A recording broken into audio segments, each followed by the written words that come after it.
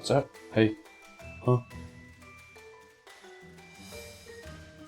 Ad break in progress. Perfect timing.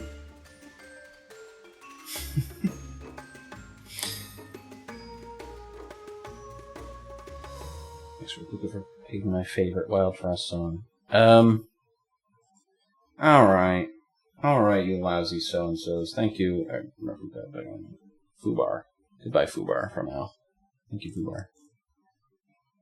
That's how you go. Well. How goes it?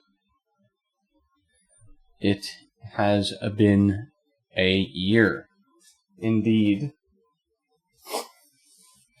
My hair, as always, is rambunctious, you know. I try to get it look a little better. Hey, how's it going? 2025, what a year. We'll get into it as we get into it. But there's some things I want to talk about. And, as is always, I want to talk about the games I enjoyed because that's kind of my primary thing that I enjoyed. You know, and this is me talking to myself in the future because nobody else watches this. Come on. And unless I were to become some kind of famous online personality, that's going to stay that way. So for now, this is just for myself. So hey you, buddy. So 50 years in the future, I can look back and be like, what a fucking bozo, you know what I mean? Very bold of me to say that I'm going to live to 80, but hey, I'm not 30 yet. Hey, I just turned 20. Okay. But yeah, I do this every year, and I just wanted to do it again this year. It's the 31st. I'm going to make this kind of quick. We'll see, because I just want to kind of go through some of the games I enjoyed this year, and then talk about some other stuff in streaming. So yeah.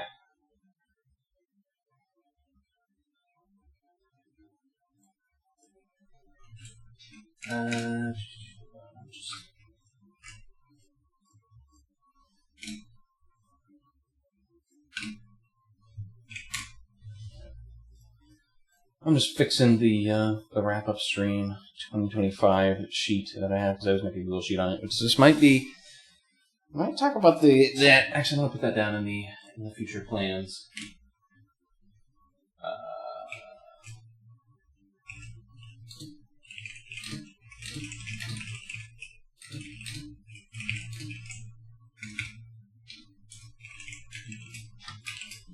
We'll see. Because I've been doing this for a really long time now. Welcome back to the community. I've been doing this for a really long time now, where I've done these year-end reviews. Let me actually look. Uh,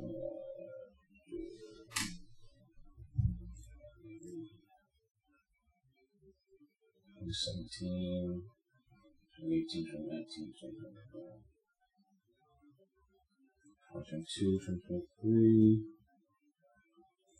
This is 2025. Where's my 2024? I did 2024, right? By me, please. 2024 wrap-up stream. Okay, I just didn't call it. Every year I call it quick wrap-up stream in my. No, I just didn't put the word quick at the beginning, so it didn't. When I searched up the word quick, it didn't show up. Yeah, I've done it every year since 2017, so it's gonna be this. This is the 8th year I've done this. To an audience of one, me mostly, and Jesus, of course. And the occasional bozo that comes in here, like Corey, who just showed up. That's me, Jesus. I mean, you could get you in a Dern play, and you would look pretty. You look pretty much. You know, have you ever considered playing Jesus Christ Superstar in that play? You know, hey, you might fit the role pretty well.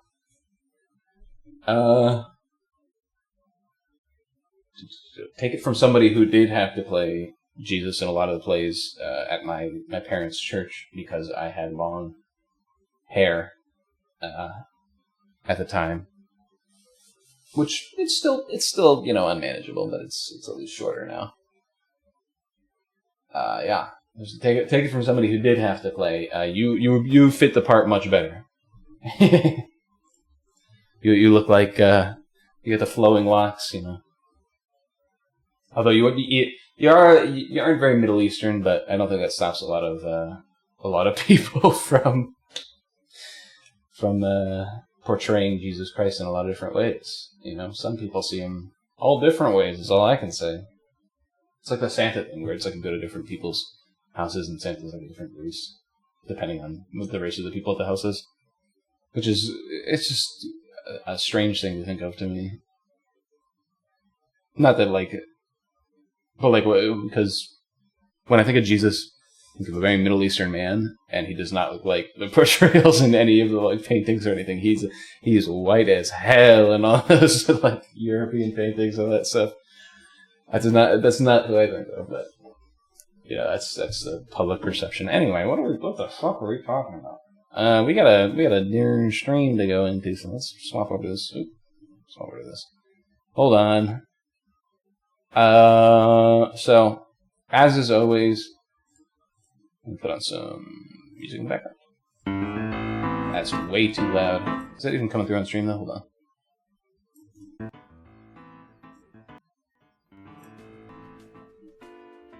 Coming through on stream? It is, okay. Got some Professor Layton music in the background, because why not? It's nice chill music to listen to, except for this first theme, which is... It's the Spectre's Call opening, which is just... It's a banger. So, I wanted to make the stream kind of quick and get through my stuff, as is tradition every year. I do not organize the Game of the Year via which one I liked more. They're all just random via when I thought of them when I put the list together, except for the first one, the top one, the number one position, which this year goes to The Root Trees Are Dead. What a game. Wow. So if you don't know, it's a game where you have to find out the lineage of... I'm actually going to turn down the music a bit more. It's a little loud. There we go. So it's a game where you have to find out the lineage of a family called the Root Trees, because an accident happens where this rich candy company is headed by the Root Tree family, and some of the main leaders of it die in an accident, and you have to find out who is the heir to the Root Tree fortune. And so that's kind of the first half of the game, is figuring that out. And it's such a fun experience, like figuring out family lines, figuring out all this different stuff. You basically have to, kind of like Obra Dinn, where or Curse of the Golden Idol, where you have to figure out like who the person is, how they died, or what job they have, or that kind of thing. That's what it's a lot like. And that first half of the game, I really, really enjoyed. I think I used like 2 clues in the whole time through the first half of the game and beat it, and I really enjoyed like going through different stuff and finding it. Then the second half of the game happens, which is a really cool surprise to me. It's called Root Tree Mania, which is the second half of the game where, because there's a clause in the first half of the game about any true Root Tree heir related by blood gets part of the Root Tree fortune. So that's part of the first half of the game, is you're figuring out who's related by blood, so who gets part of that fortune. And so the secret gets out because of some twists and turns in the first half, is what I'll say. And that ends up starting Root Tree Mania, which is a lot of people are claiming that they're descendants of the Root Tree. So you have to find out who are the actual descendants, who aren't, who's lying, who's telling the truth, yada, yada, yada. And it's a lot of cool twists and turns with it. My issue with Root Tree Mania is it's a little more...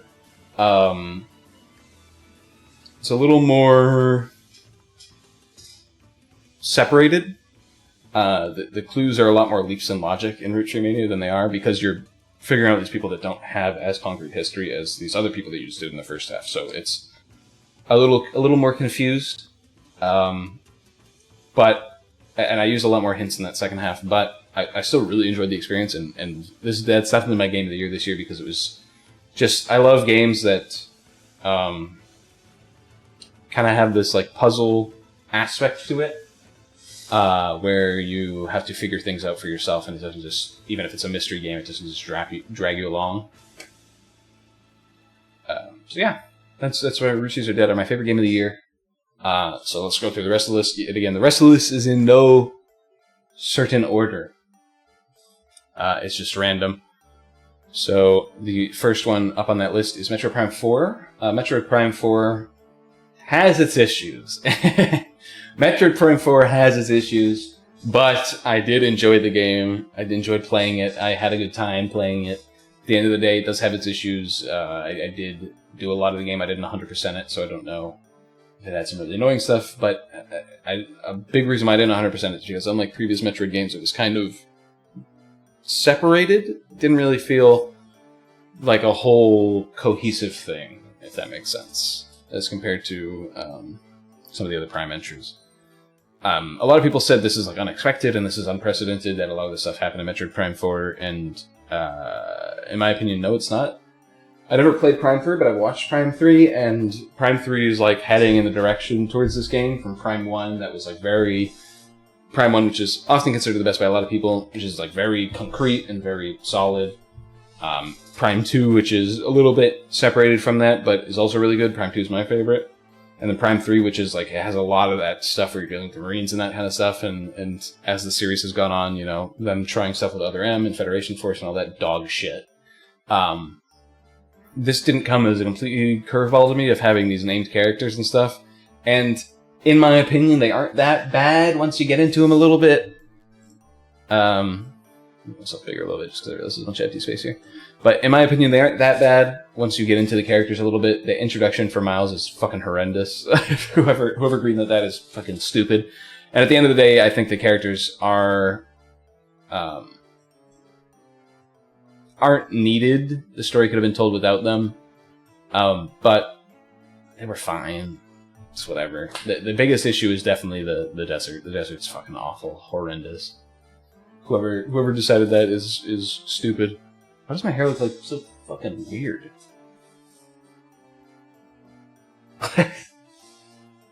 Anyway, I liked a lot of the designed areas. Well, most of them. Some of them were kind of iffy.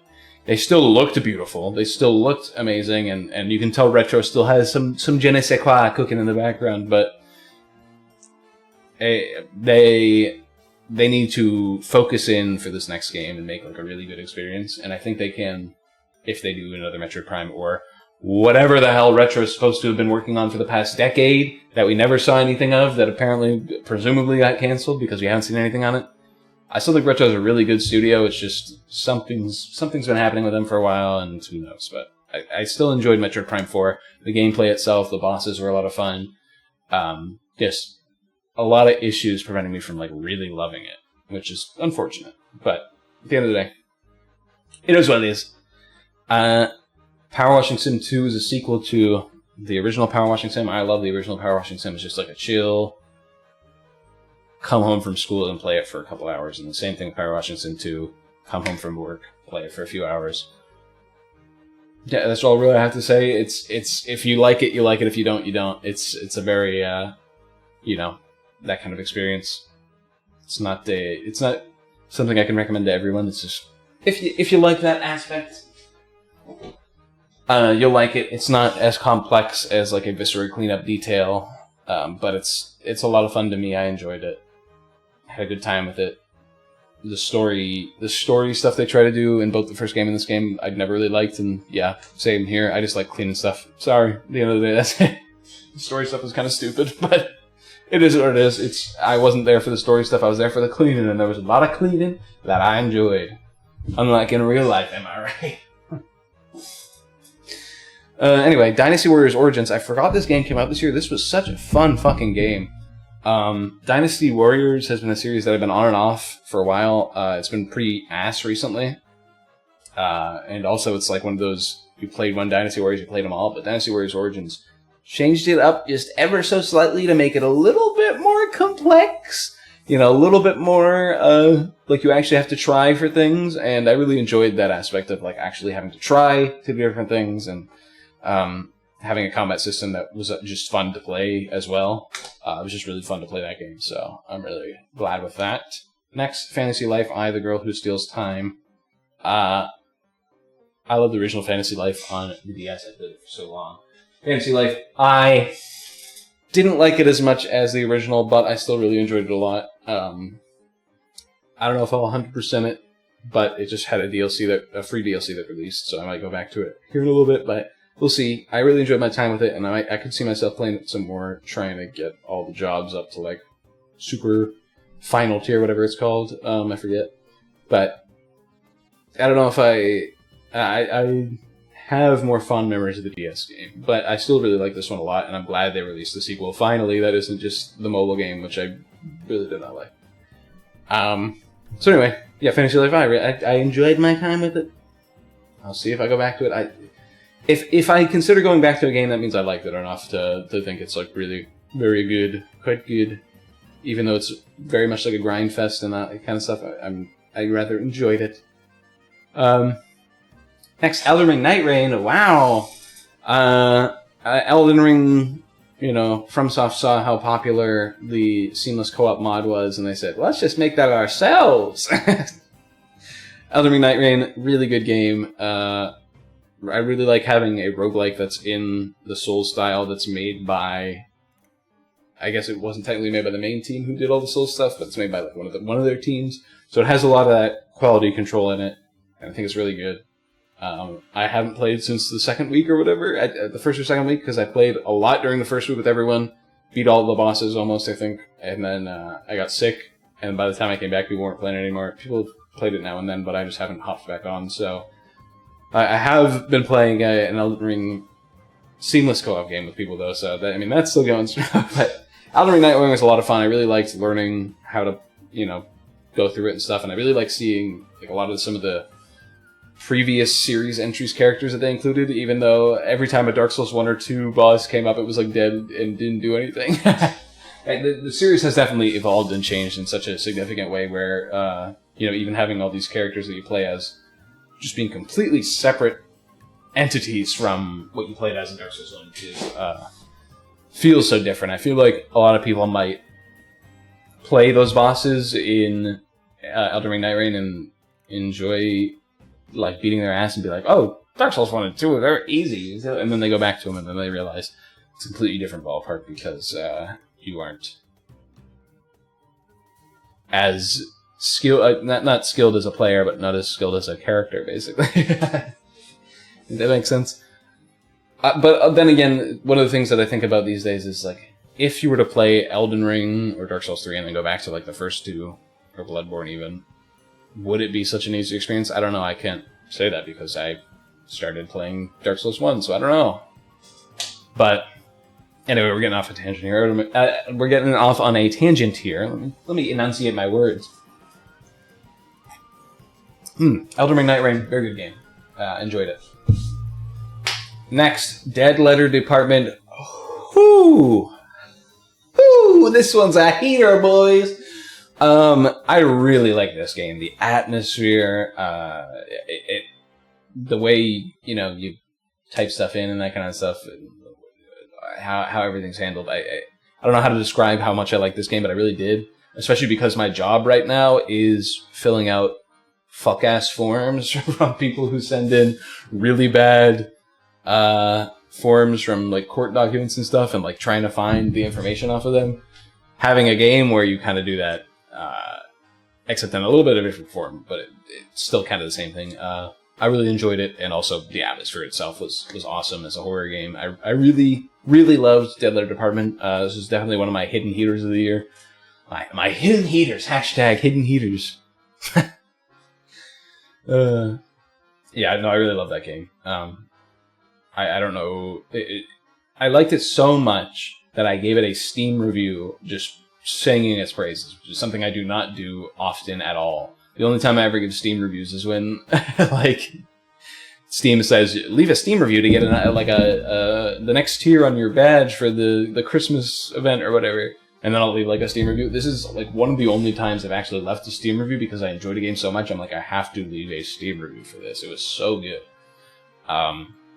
If I was in, like, the more creative mindset this year, where I was creating YouTube videos, there would have been a fucking YouTube video on this on this game where I just fucking went off about how much I liked it. I mean, it was great. It was fantastic. Yeah, I can't sing its praises enough. I want to keep singing its praises. I want to keep going on, but I gotta move on. Next on the list, Dispatch. Just a really fun game from Critical Role. Glad to see them making some stuff. Glad to see Critical Role like branching out recently. They are the Twitch channel that earns the most revenue of all time, as according to the leaks a couple years ago. And I'm glad to see Critical Role because I haven't really been following them. I don't really care about their D&D stuff. I don't really care a lot of the other stuff they've done. So seeing them kind of branch out and do more interesting stuff in different places, I really enjoyed it. And Dispatch was a great game. Great voice actors all around. I love people calling this an indie game when it has like some of the best voice actors in the industry in it, and is definitely like Critical Role is like indie, so to speak. They're definitely a AA company, and people just don't talk about it that much. But it's one of those things like Expedition 33 where people are like, is it really an indie this year? But we'll get to Expedition later. Pokemon ZA barely made the Game of the Year list. It's not a great game. I did not beat it yet. I am still in it. It is not a great game. Yeah. It's serviceable as a Pokemon game, and the reason why it made this on the Game of the Year list is because it gave animations to a lot of different moves from Pokemon, and I just was very happy about that. So that's basically the only reason. I think the combat's also like a lot more fun than Arceus. It was fucking pure dog-ass combat. The battles in ZA are actually fun. I actually really enjoyed the battles, so kudos to them for making the battles fun. That and the animations are the only thing that made this make the Game of the Year list. Otherwise, it's kind of a trash game. But that's Pokemon. If the Pokemon series was really good in the past and this game came out, then it would not have made the Game of the Year list. But because Pokemon's been so middle of the line, middle of the road, you love it but you hate it, it made the list because it surprised me in a couple of aspects, basically. Based Arceus hater. Yes! I hate Arceus! Listen, a lot of people liked Arceus. It was surprising to me because I thought people were going to fucking fall over and love ZA because so many people loved Arceus. People fucking turned on ZA. And that really surprised me because it just felt like a better version of Arceus. So it really surprised me how much people liked Arceus and then hated ZA in response. But, yeah, no, Arceus is fucking dog shit. I'm sorry, I really don't like Arceus. ZA... It's got a couple things going for it. The battles are nice. The animations are nice. The storyline is admittedly better. Like I said, I haven't finished the story. I'm like 3/4 of the way through it. The storyline is better than previous entries, although that did piss me off when they skipped. They set up this whole battle thing where you're battling, letters Z through A, and they skipped fucking half of it. I was like, come on, dude. What the fuck's wrong with you? Pissing me off. Anyway, whatever.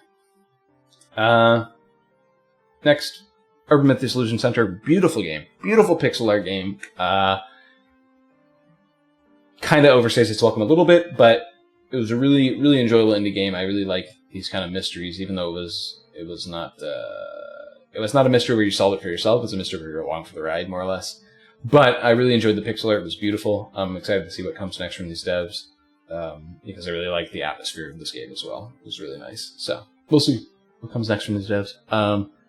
Just a little footnote. Good little indie game. Urban Myth Disillusion Center. A game about digging a hole. There's really not much to say about this. I don't even know why I have this on the list, really.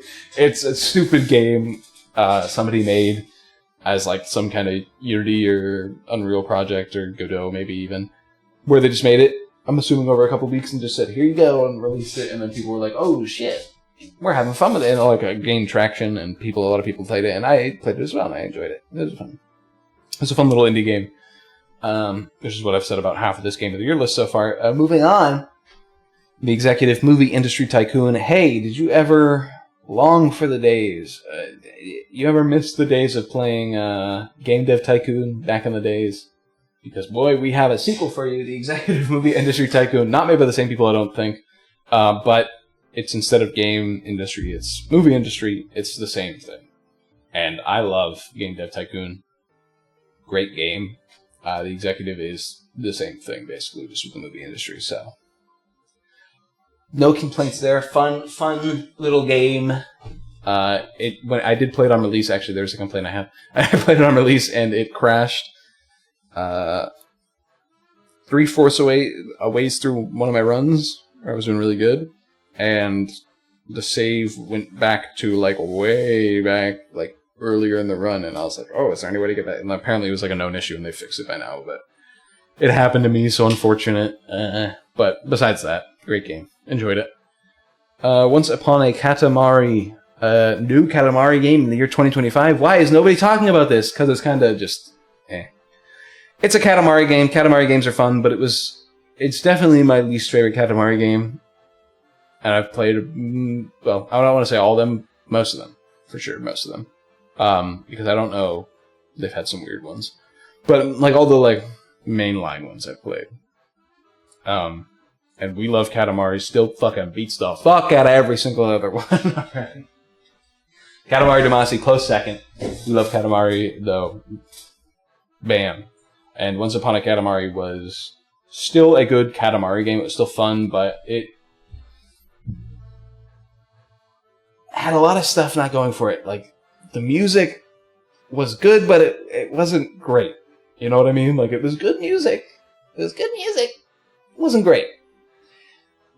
Some of the missions and stuff that were good, they weren't great. Now, I can't say I've beaten the game either. I have to fully admit, I have not beaten Once Upon a Katamari, but that's because I don't think I am going to beat it. I still had a lot of fun with it, but yeah.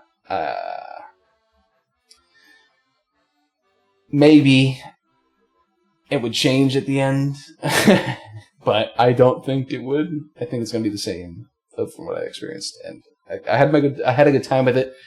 It's something that I've been learning this year is when I want to have a good time with a game and when I want to just let it go. You know what I mean? Like, and we'll talk about that later a little bit.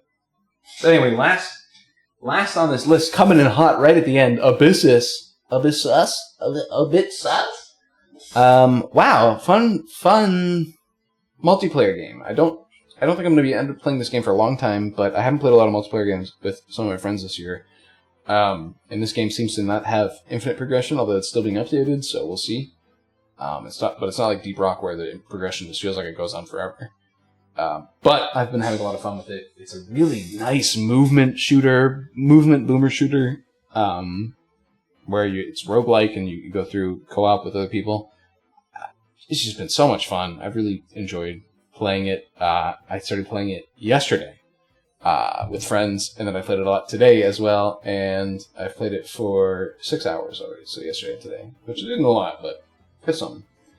Especially when you work at a 9 to 5, alright? So, yeah, chill on my goat. Hold on. I'm just taking this quick, because just Happy New Year's. Yeah, I forgot it's the 31st, we're only a couple hours away.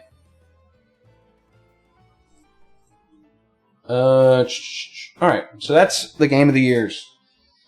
That's the Game of the Years this year. We've talked about them, the good, the bad, and the ugly. All those games, though, I enjoyed. If it's up there, I enjoyed it at least enough to claim I enjoyed it. The next section is a section that has been very short in previous years. It's very short this year. Only 3 games found their way in it, and they're not games that I really, really hate. But I do want to talk about them because for me, they fell flat a little bit. So Uma Musume took the world by storm earlier this year. For good reason, because it's a gacha game that was actually fun. Gacha games usually are... I don't want to speak shit, but gacha games usually are pretty fucking ass gameplay-wise, and they're just there to sell, the waifus.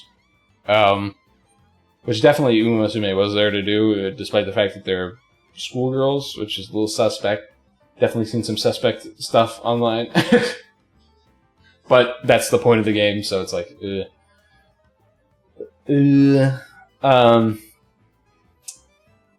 But here's my issue with Uma Musume. So the gameplay's fun because you're growing your character and watching them do the races and stuff. And I would like Uma Musume if it did one thing, and that was if it had difficulty. It's not hard. The game is so fucking easy that the only point to play the game is to do a run and hope at the end the character that you roll has the stats that you want so that you have a parent for the next generation that gives a really good stat, basically. Which is like a 1 in 20, a D20 every time you complete a run, basically. And I just didn't give a shit. So, the gameplay was fun because the gameplay isn't something new. Or rather, I should say, the gameplay is just Monster Rancher. I've been telling people for years, Monster Rancher is such a fun game, such a fun series. You should play Monster Rancher. Nobody ever listens to me. This game comes out, it is literally just playing Monster Rancher, but with horse anime girls, and people flip the fuck out over it and say, holy shit, a fun to play gacha game. So, what did I do? I went back and played Monster Rancher, and I had a fantastic time. I loved playing Monster Rancher. There was actually a challenge to it. I enjoyed, growing my monsters and all that stuff. I told some of my friends, I said, hey, Umasume, I know all we're doing is rolling D20. You guys should hop over to Monster Rancher. It's a lot of fun. Everybody hopped off Umasume. Nobody hopped on Monster Rancher. Nobody gives a fuck, bro. Nobody gives a fuck. Nobody gives a fuck. What are you going to do? Monster Rancher, I think, is phenomenal series. And the only reason why I feel like Umusume fell flat, I would have put Umusume in my game of the year if it had difficulty like Monster Rancher does. Just because it is Monster Rancher. You're playing Monster Rancher. And I love Monster Rancher. So I would have been more than happy to have given more praises to Umusume. But the game just isn't difficult. That's it. A lot of funny stuff with Umusume, though, this year. Like, the fact that there was Japanese artists were drawing pictures of the horse girls, as they want to do, and they were apparently getting threats from the Yakuza because, a lot of the Yakuza spend money on the real-life horses that these anime girls get turned into, or they get turned into anime girls, rather. The real-life horses, all the girls in the game are based off real horses, which is a really cool thing, I have to say. I think that's very neat for them to immortalize these race horses. But a lot of the Yakuza were going around to artists' houses who were making lewd arts of their horses turned into horse girls. And they were knocking on their doors and being like, hey, cut that shit out. Those are our horses. You can't be drawing, porn of our horses. So that's a really funny story from it. But besides that, that's all I got to say about Umusume. Interesting experience this year, seeing that come out and seeing people love it and being like, holy shit, people do love playing Monster Rancher. It's just they don't have... Monster Rancher just hasn't reached the popularity that it needs to. Once again, this problem could have been solved in many different ways. One, Umusume could have had some difficulty and I would have liked it a lot. Two, Monster Rancher could have released a game that appealed to actual audiences. But we'll see. We'll see if anything with Monster Rancher happens in the future. Hopefully this game's huge popularity, the fact that it's literally just Monster Rancher, would incentivize Bandai Namco, but we don't, Bandai, they're a little suspect in my opinion. They're a little suspect for many reasons. Let's be honest. So, I don't think this is going to do shit. But, yeah. Is it Bandai? No, I'm doubting myself. No, it's Koei. It's Koei Tecmo. So yeah, we'll see. We'll see if Koei Tecmo decides. The thing with Koei is they're on Dynasty Warriors. They're on their Atelier series and all that stuff, and that earns them a lot of money. So they don't want to make a gamble on Monster Rancher. I don't think anymore. I think if they did, I had an idea recently where it was a Monster Rancher type system of spawning creatures, but you use... This might sound crazy. You use social media shit. social media is a plague upon the world, but might as well have some fun with it while the ship goes down. And if you were to put in like have a certain amount of social media sites accepted, and if you just put in the the URL to the social media video or tweet or zeet or whatever, and you just put it in there, and it generates a monster off of that. There you go. There's an idea for you, Kawhi. So I just thought of that off the top of the dome piece the other day when I was thinking of some other game-related stuff. I thought that would be really funny. Anyway, enough about that. I didn't want to talk about that long. Jesus. RuneScape Dragon Mile. So I'm a big RuneScape gamer. Old school, mostly. And RuneScape Dragon Miles came out. And I don't like survival crafting games really at all. So I didn't expect to like it. And I ended up playing it for a little bit with friends, and I didn't like it, and I refunded it. But the difference is, a lot of the stuff in this game... So, it would have been fine, in my opinion, if they followed the lore of RuneScape Old School or RuneScape 3, the new one. If they'd followed either of the lores, and kind of gone with it and ran with it, but RuneScape Dragon Miles is, like, doesn't follow either of them. It does its own weird fucking thing. And it kind of pissed me off when I was playing it. I'm like, I'm not a huge lore head with a lot of stuff, but it's not... If you're going to make a game where you're, over the shoulder with a character in this universe that you have never had that before, you have so much to work with in universe already. Why are you reinventing the wheel for some of this stuff? It really pissed me off when I played it, and I was like, I'm not playing this anymore, basically. It wasn't even the survival crafting aspect. It was literally just the fact that they completely disrespected their own lore when they had the perfect opportunity to just make their own stuff. So it really peeved me. I didn't like it. If you're wondering what I'm talking about specifically, I'm talking about like stuff like how they had like the rune crafting stuff in that game was really fucking weird. And it looked like the what is it called? The divination stuff, but it was the rune crafting stuff instead. Like it was just weird. A lot of the stuff they did, and it just really made me angry. So I don't like to engage with stuff that makes me angry very much. So them just kind of disrespecting their own kind of stuff when they're trying to make a game. Jagex has always fails in every single game they make since RuneScape, including RuneScape. They always fail, and them trying to do something different. Why? It's so easy to just use the game world that you've already created. Why are you trying to change it? It's just weird to me. It really rubs me the wrong way. Jagex is never going to get anything right with any game other than old school RuneScape, apparently. So, yeah. Sorry. Little rant there. Sailing's really fun, though. I gotta say, sailing's a lot of fun. As this go. They cooked on that one. Yet again, old school is apparently the only place that Jagex can do good. Last for the fell flat categories, Inzoi. Imagine my surprise. Finally, a new game. A new Sims-like, I guess you could call it. It's a weird thing to call it, but a new game that's like The Sims. Take away that majority market share that EA has in The Sims. Take it away, even if only a little bit.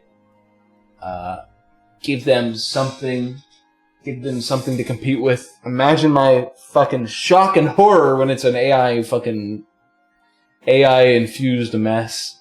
I don't want to talk too much about AI on the stream, but yeah, Inzoi is really bad. Really bad.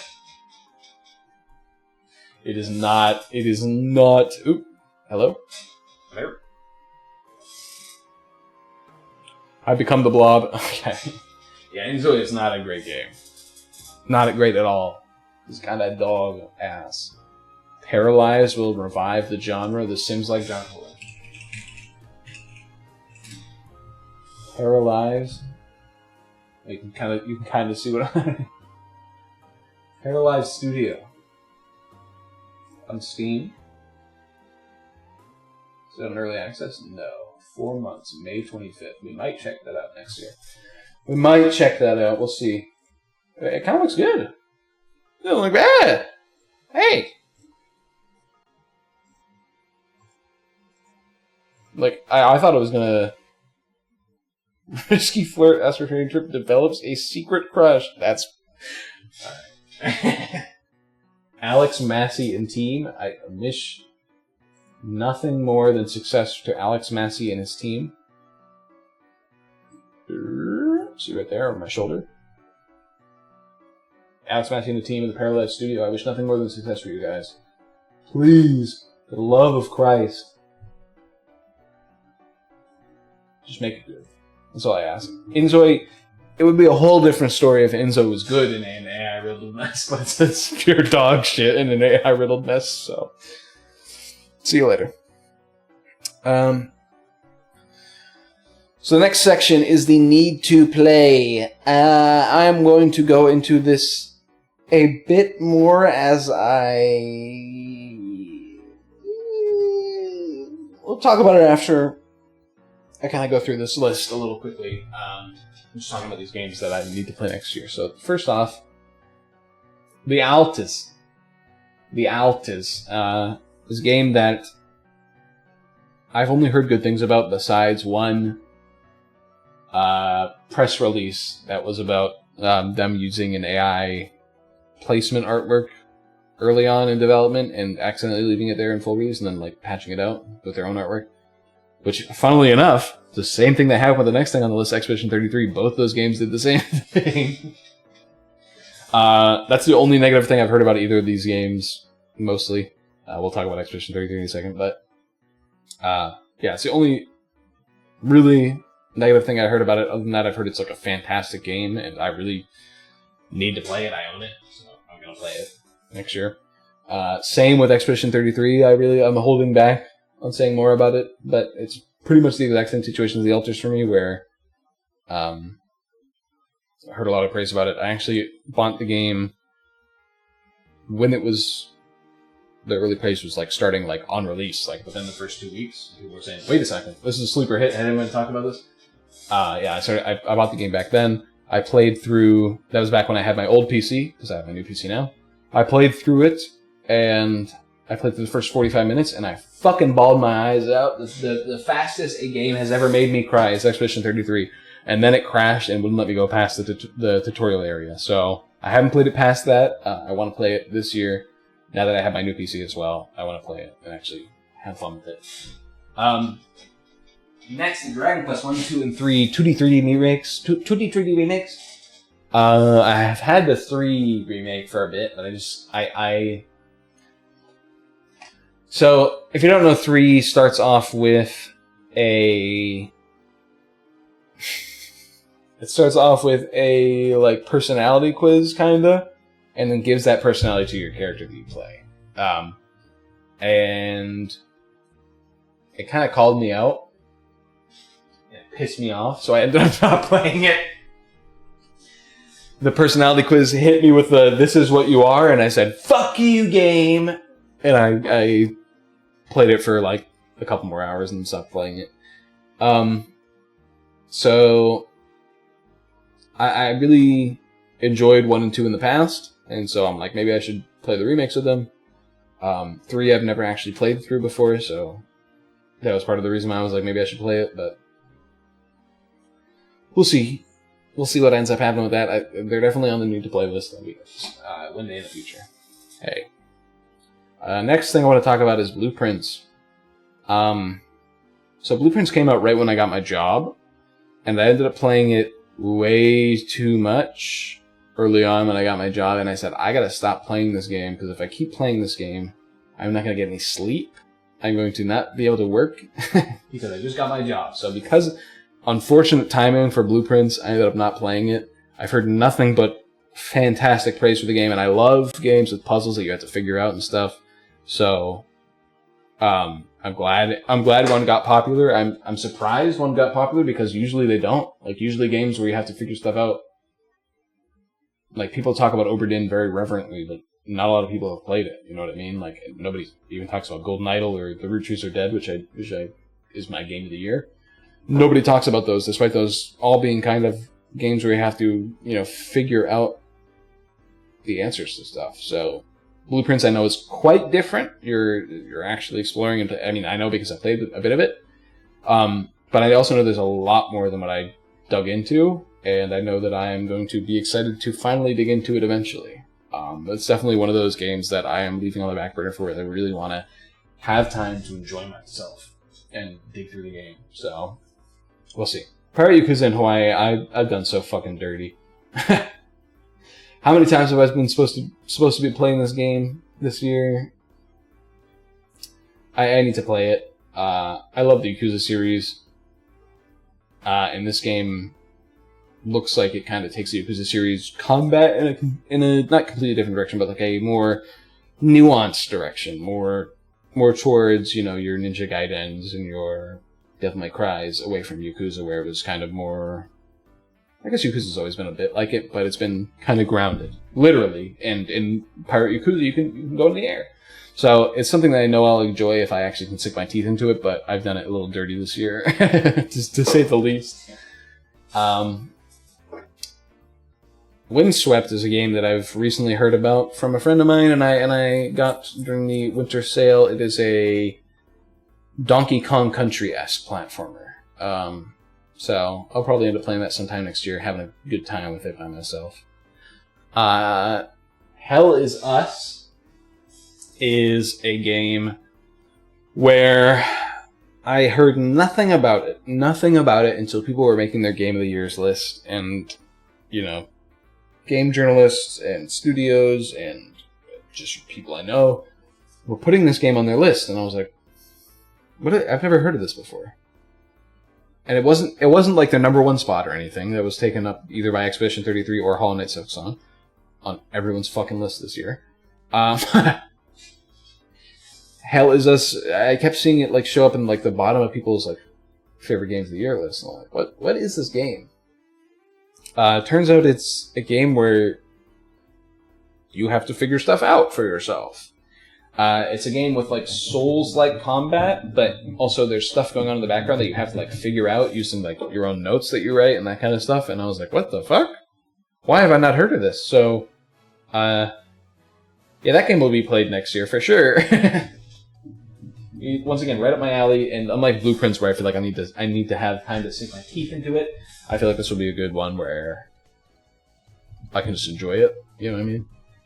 And I won't feel so compelled to have time, I guess.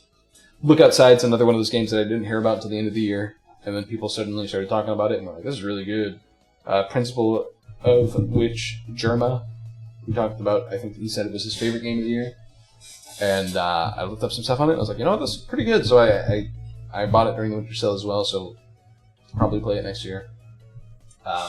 Everything that's in this need to play section, by the way, I think I own besides the Dragon Quest 1 and 2 remakes. And there's a couple others I don't own on the list, but everything else, I don't own Veyro and I don't own Project Silverfish, but we'll talk about this a week there. Anyway, Wanted Dead is a game that I've had on my eye on for a very long time. It was on the 9 funky games list that I included earlier when I was pretending like I was going to stream earlier this year. Wanted Dead has been described to me as as Ninja Gaiden meets Deadly Premonition, which, if you know me, you know that takes a couple boxes. It takes quite a few boxes for me. So yeah, that's a game that I definitely want to check out. It has a lot of mixed reviews on Steam, but that to me is a good sign. If you know Deadly Premonition, you know.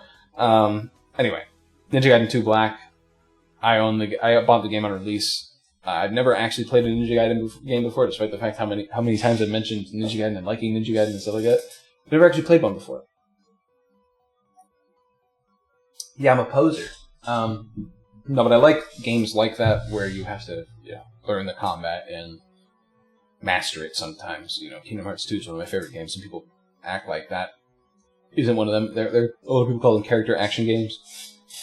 I like character action games, and Ninja Gaiden and Devil May Cry are two big pillars in that genre, and they're both series that I haven't played, so I need to play them. And when Ninja Gaiden 2 Black came out, and a lot of people enjoyed Ninja Gaiden 2, so I said, I'm gonna play this. And spoiler alert, I didn't end up playing it, but I own it, and I should play it because I know I'll like it when I actually play. You know what I mean? It's one of the games I know I'll like, but I'm just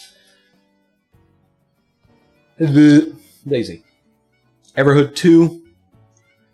Loved Everhood 1. I'm interested to see where they're going to go with Everhood 2, considering I thought like they basically said everything they needed to say in Everhood, the first one. But obviously they wanted to make a sequel to capitalize on how popular the first one got, and maybe they just wanted to explore more in this world. I don't know. So I'm excited to see. I've owned the game since release because I wanted to support the devs, and I just haven't played it yet. So it's my bad. It's something that I definitely am not. If I do end up playing, it's definitely not a stream game as well. Well, maybe, but the first one definitely wasn't a stream game. It was very psychedelic and had a lot of flashing colors and stuff. So I don't think the second one would be really good for it either. Even not just like to protect people who, you know, are susceptible to that kind of thing, but also because it would show up awfully with the bitrate. You know what I mean? Like, I don't think it's a good streaming game bitrate wise, but maybe I'm wrong. But that's a game I have to play. Next, this is one of the other games I don't own. Vero Curse of Faces has been recommended to me recently. The way it was sold to me was somebody said a friend of mine who is the biggest Dark Souls 2 nerd ever has been playing this game and has been creaming his jorts over it. And so I said, okay. So I've checked it out, and it looks actually pretty good. It's inspired by, you know, some of the older Dark Souls in Kingsfield, and it looks pretty good. But I don't know. This is one of the mixed ones on the list. I don't know if I'm going to end up playing it or even adding it to my library, but we'll see. There's still some other like Kingsfield-esque like games that I still haven't played, like God, what's the name of it? What's the name of it? It's Lunarstis? Lunarstis? No, it's I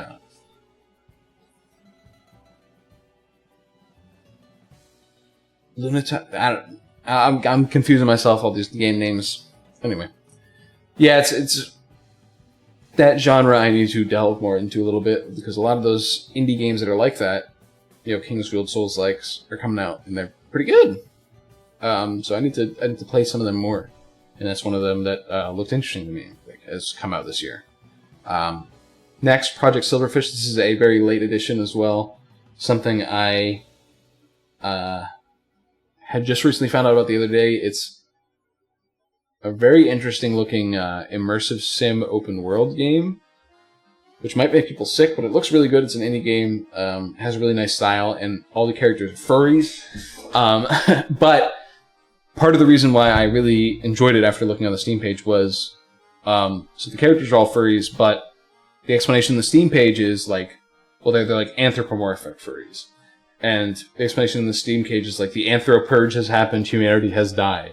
So basically, in universe, there's an explanation for why these people are anthropomorphic animals, which to me increases my enjoyment of the game already. You know what I mean? Like, because a lot of the times it's just like we just replace the humans with animals and pretended like that was how it was. But in this game, there's an explanation for it, and you have to, and it's part of the mystery. It's apparently one of the mysteries you have to like figure out in the game. So it's early access, but I'm really interested in checking it out. Perhaps later this year, we'll see. Last thing on here, Mycopunk. I had bought it in a pack with Abyssus, and I've just played Abyssus, and I haven't played Mycopunk yet. Mycopunk, earlier in the year I had interest in it, but like I said, I haven't really been playing games with my friends. But because I bought it in a pack with Abyssus, and so my friends had expressed interest in playing with me, I put it on there. And also because it just looks like an interesting game when I looked it up earlier. I remember being interested in it, but then, you know, I didn't have time, so I just kind of wrote it off. So, very real possibility I'll play the game later this year. Yeah. And so that's it for my need to play. That's a long section. My need to play is just about as long as my game of the years. I don't know if it's 1, 2, 3, 4, 5, 6, 7, 8, 9, 10, 11, 12, 13, 14. 1, 2, 3, 4, 5, 6, 7, 8, 9, 10, 11, 12, 13, 14. It's the same. Okay. Yeah, it's a stacked year in my opinion. It's what was the thing Red Letter Media said in one of their videos? It's a great year for movies if you don't go and see the blockbusters, you know? A great year for games if you don't go out and buy the blockbuster, the AAA games. You know?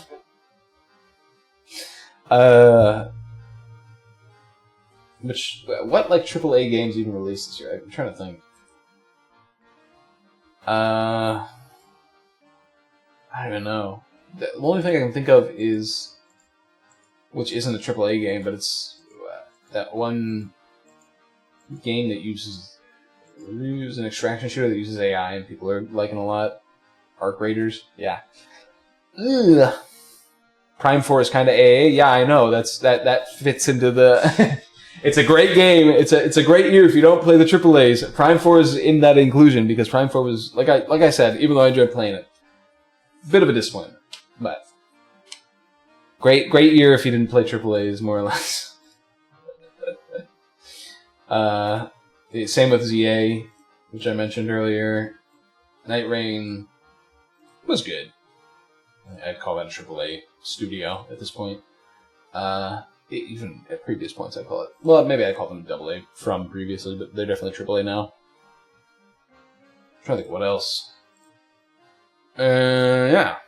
I don't think any of these. I guess these are AAA, but they're remakes of older games. This is a AAA company, but Yakuza's always been kind of the freak. It's the black sheep in the family. AAA company, but it's a remake, so I think that's it. I'm trying to think what other AAA games released this year, though. Yeah, so I'm trying to. I just went on Steam to look at like recent releases. Assassin's Creed Valhalla is $6. Do not buy Assassin's Creed games on release, bro. Do never buy Assassin's Creed games on release. They are always so fucking cheap. Like 2 years later. That's crazy. This is coming from somebody who bought Valhalla on release as well, and I did not. I had mixed feelings about it, is what I'll say.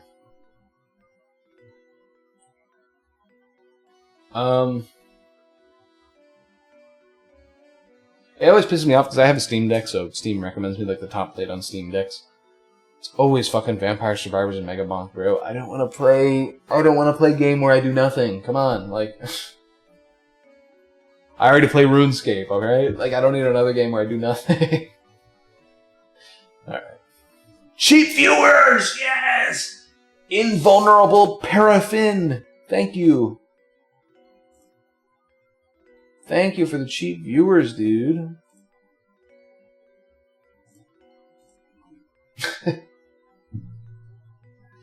Alright. Anyway. I'm trying to think.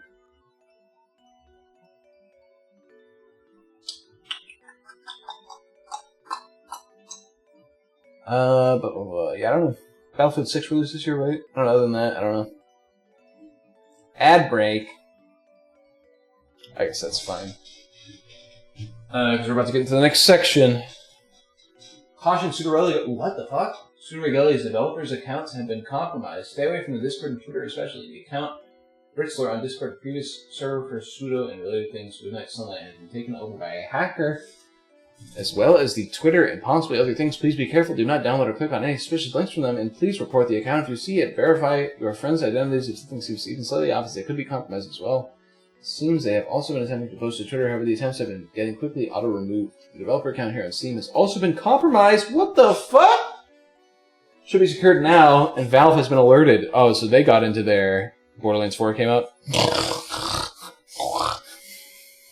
Actually, I've heard, despite the fact that there was a lot of controversy on its poorly optimized state, I've heard it's actually like a lot better than 3. So, which is not saying a lot because 3 was pretty doo-doo dog shit, but apparently it's a lot better than 3. Like, not as good as 2, but pretty decent. So, you know, kudos to them. Anyway, go back to the Super Regalia news. What is unlikely to happen if you see any updates to Sudo for the time being, do not download them and do not play them. As it stands, the game is safe to play still. This is in the release. This shit has been a highly frustrating and anxiety-inducing time for me, and I'm trying to do my best to get things under control. Please be safe. Terribly sorry to anyone else who's been affected. Damn. So they got into his email, bro. They got into Ritzler's email. That's crazy. Because that's the only way they got access to all those accounts is they got into his email. That's crazy. That was just posted like an hour and a half ago. That's ridiculous.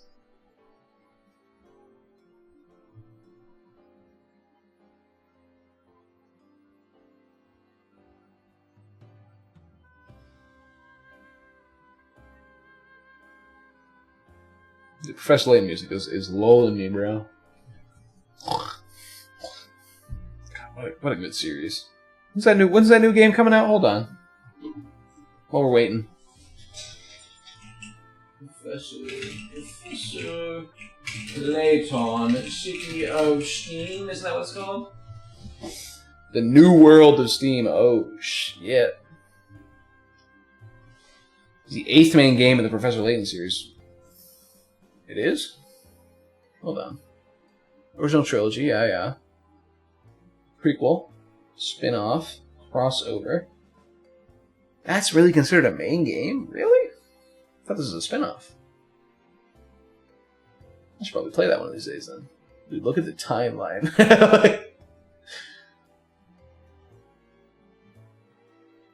I shouldn't be complaining. I never thought we were going to get a new Layton game from Level 5 after the success of their fucking Pokemon game series, whatever it's called. What is it called? Yokai Watch? Yeah, after that popped off, I thought we were never getting anything else from them. Hold on, what's Level 5 been making? Dude, since 2013... Yeah, I shouldn't be complaining considering I got Fantasy Life this year and I'm getting Professor Layton next year. I love Level 5, but they've been in the Yokai Watch mines for fucking a decade, bro. I'm glad they're finally out of it.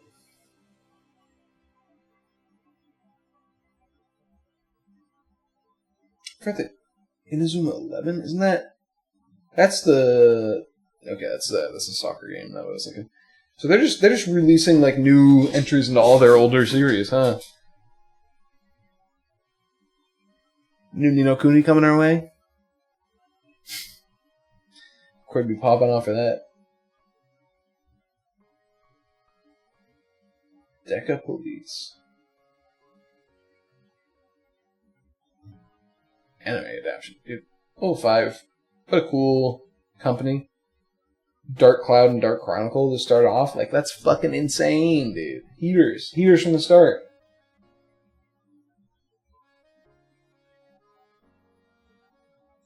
Especially it was only their 6th fucking game. Yeah. Like I said, I shouldn't complain too much. I never expected we'd get another Layton game, so I shouldn't be like, why is it taking this long? 13 years since the last one. Even though it's technically 9, I guess. Still. That is crazy that it's coming out next year. I'm going to pop off for that. I'm going to pop off for that. And in a couple hours, I can say it's coming out this year. Anyway. Let's move on to the other / honorable mentions. So you might notice there's something that didn't show up on this list this year. Something that crashed stores. Something that people do not shut the fuck up about all year. Because in September, a nuke dropped on the scene because a little indie game called Hollow Knight Silksong, out of nowhere, from the top fucking rope, just came in and decimated everyone's plans for September. So this was a big thing. Hollow Knight Silksong came out, the long-awaited sequel to Hollow Knights, which... Say what you want about Hollow Knight, say what you want. Hollow Knight's a great game. I've said my piece about Hollow Knight in the past. I enjoy it rather greatly from a gameplay perspective. From a area design and exploration perspective,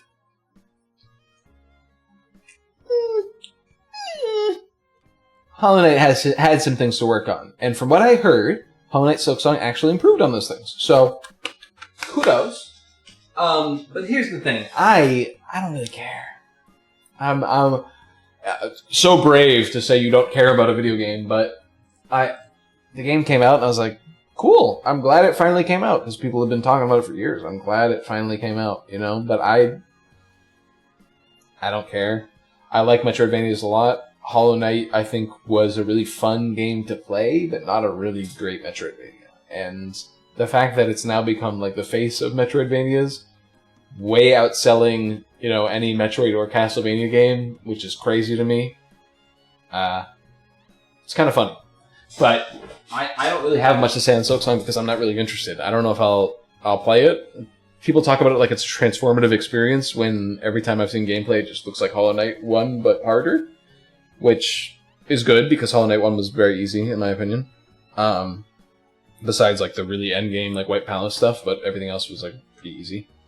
And of course like the fuck ass DLC Pantheon shit. But besides that, Hollow Knight, the base game was very easy, so I'm glad Silksong apparently improved on it, made it a bit harder, made the areas a bit more well designed, hopefully made exploration more worth it. That's what I just heard. And I'm glad they did, but I don't care. I probably won't play the game, or if I do play the game, it'll be far into the future when the only world I could ever see myself playing Silksong is in the future if I were to go down the road of, you know, a content creator, which would mean I would get very lucky and become a content creator basically, which I don't see happening. But if that were to ever happen, and I were to do like the fans choose what game I play, and then they choose Silksong, that would be the only world where I feel like I played Silksong at this point. I don't think I would otherwise. You know? I don't think I care otherwise. Yeah. So, yeah.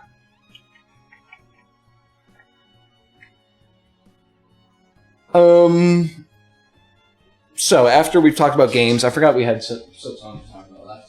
I thought there was something else, but that was the only thing in the other such honorable mentions this year. Very short. Just wanted to mention Silksong. But after that, every year, what I do is I talk about the future plans. I look back on this year on the channel, on the Twitch channel, and among other things, with myself, and so on and so forth. So we're gonna run this very slowly.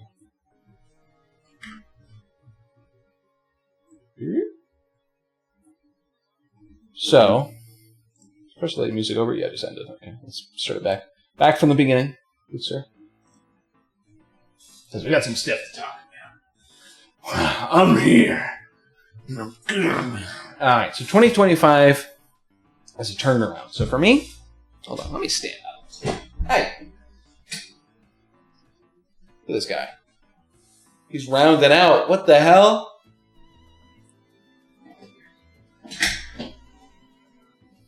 Does this break anything? Oh, wrong direction. No, I shouldn't do this. Wait, what? Why am I doing this? This is going to mess up my microphone. Let's not do that. I don't want to mess up my microphone settings. Keep it there. Well, yeah, okay, looks good. Alright. Slow clap. I was gonna raise it up and talk while I was standing, but then the microphone would be in a different position and I'd have to refilter it and that kind of crap, so I'll just be lazy. I'll be lazy. 2025 is a turnaround for me. 2025 was a year that I said to myself, I need to turn my life around a little bit. It's kind of been a little bit depressing. If you don't know, I graduated in 2023, at the end of 2023. I did not have a job through the whole of 2024. And so 2025 was a big year where I wanted to turn, among other things, not having a job, but also like I wasn't progressing in anything. I wasn't building any skills. I hadn't like coded at all since I graduated, despite graduating computer science. I hadn't done any fucking thing throughout all 2024. 2024 was almost the most depressed I've been. Let's not forget 2016, but 2024 was also really bad for me. So 2025 was a year where I wanted to turn that around. And this year, I feel like I've taken 2 steps forward and 1 step back. What do I mean by that? I feel like I've made a lot of progress on myself, who I am as a person. But I also feel like I've taken a step back, to show my round belly. I haven't been working on it all this year, which sucks. But let's move down the list a little bit as I talk about this. Beginning of the year versus the end of the year. So the beginning of the year was hot. I was heated. I was off on the races. I was doing some good stuff in the beginning of the year. Wasn't streaming as often as I'd like to, which is, believe it or not, has been a constant through every single year I've done these wrap-up streams, I think.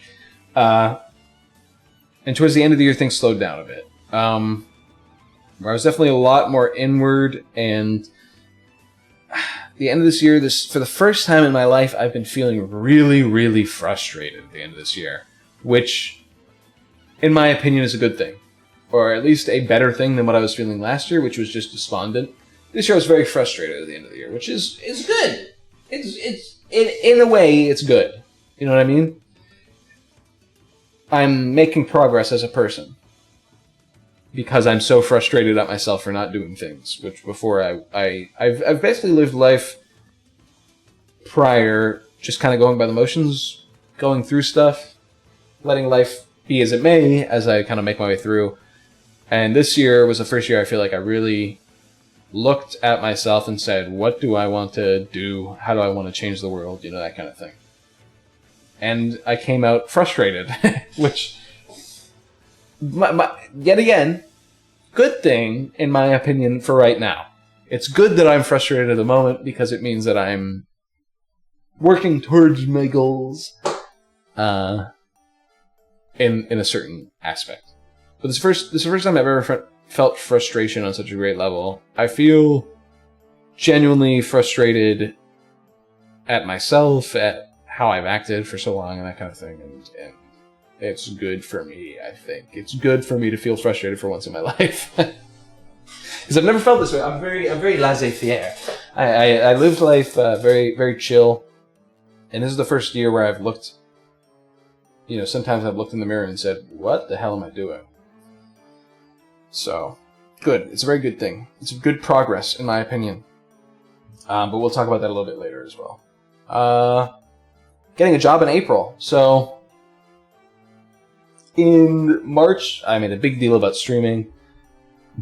I talked about a lot of stuff, and at the beginning of the year, I did a lot of different stuff, and I was making a lot of progress by myself in those months. I wasn't doing as much as I'd like to, but, progress sometimes starts slow, as we'll talk about later. And then I got a job.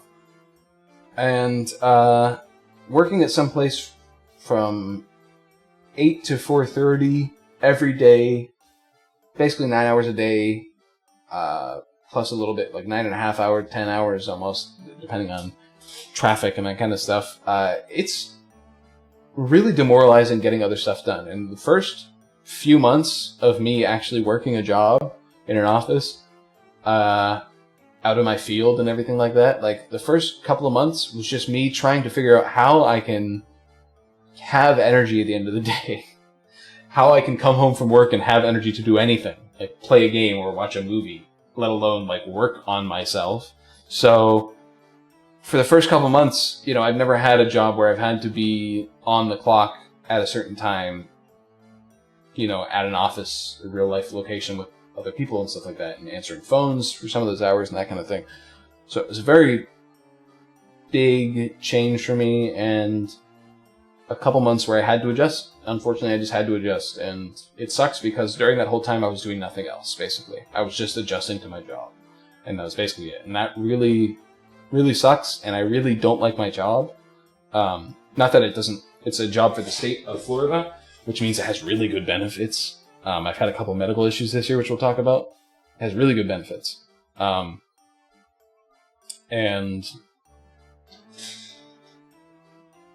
I don't actually have the medical stuff written down. I mean, I don't need to get into specifics, but I've had a couple medical issues this year that have been a little bit debilitating, not like horribly, but in a sense that sometimes stuff happened. I've had to go to the hospital at least once this year. It's really bad stuff, and I'm finally going to see a doctor in the middle of January, so we'll see how that ends up going out. But it's also something that isn't. It's something that I feel like I can't entirely control, and it's something that I wish I knew what was happening. It's always the most frustrating. I've had stuff happen to me in the past where I've had some kind of illness where stuff's been happening to me and I just don't know what's happening, and it's incredibly frustrating because you just want to figure it out. And a couple of times, like I had some really bad chest pain back when I was in high school for like over a summer during high school. And I went to all these different doctors and they spent a bunch of money going to all these different doctors and they couldn't figure out what the hell it was, and then it just stopped. It just stopped. The chest pain just stopped. And to this day, I don't know what that was. I don't know if that's related to the current problems I'm having. I don't know if it's just something that happened. And to me, that's one of the most frustrating things, to have your body do that. And that's what's happening to me right now. So middle of February, I'm going to the doctor, or January, I'm going to the doctor. Hopefully going to help me figure some stuff out. Hopefully going to refer me to some other people to help me figure some stuff out if he can't. Because I hate the medical profession in the modern day in America. But this doctor has been referred to me by quite a few people as like actually giving a shit about his patients. Because he's also a pretty young doctor, so he hasn't been disillusioned by the system he's in yet. So getting quick while we can. So hopefully the medical issues won't be that big of a deal for me. We'll see. But it's something that I'm working through. I'm very healthy otherwise, besides this thing that's happening to me. So hopefully it'll be fixed, basically. So anyway, getting a job. Until now, having this very solid, cohesive job, pays decently, really good benefits. I really don't like the job in general. I really want to get out of it. And that's part of what the mounting frustration has been this year. I'm spending 40 hours a week working, plus additional time, there at the office or commuting there and back. I spent so long working at this place that I don't enjoy, that I really don't like, that it's just basically a thoroughfare so I can live my life for now, so that when I do get the ability to do what I want, I can hopefully get that time to work on stuff in the back channel so I can do what I want one day. So that's been really frustrating for me because I really don't like this job, which is it, and it's also the job market right now is complete ass. So it's not something that it's like, oh, I can just leave and go somewhere else, no. I've also only been working there since April, so 9 months at this point.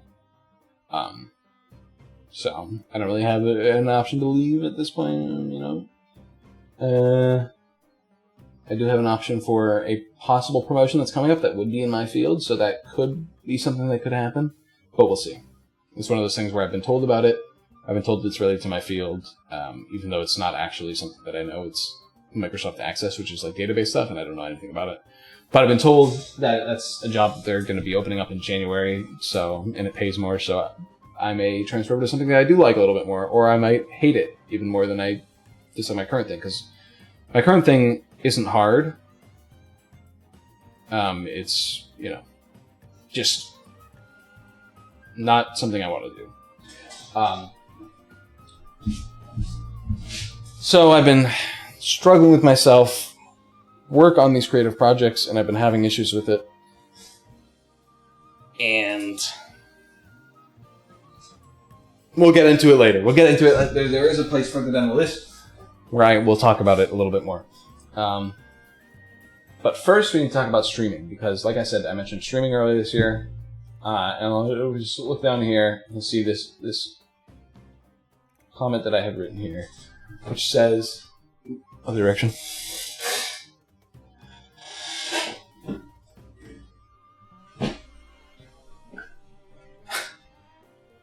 See, Solstice Situation and Streaming at Large. 2 games completed on stream this year. Yuck! Alright, so let's talk. Hold on. Let me look up.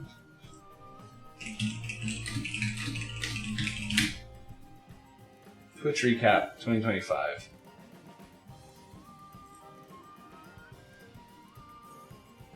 $50 hours streamed. this whole year, 21 streams, 17 distinct days. 83 hours watched, which is crazy that people watch 83 hours of my shit.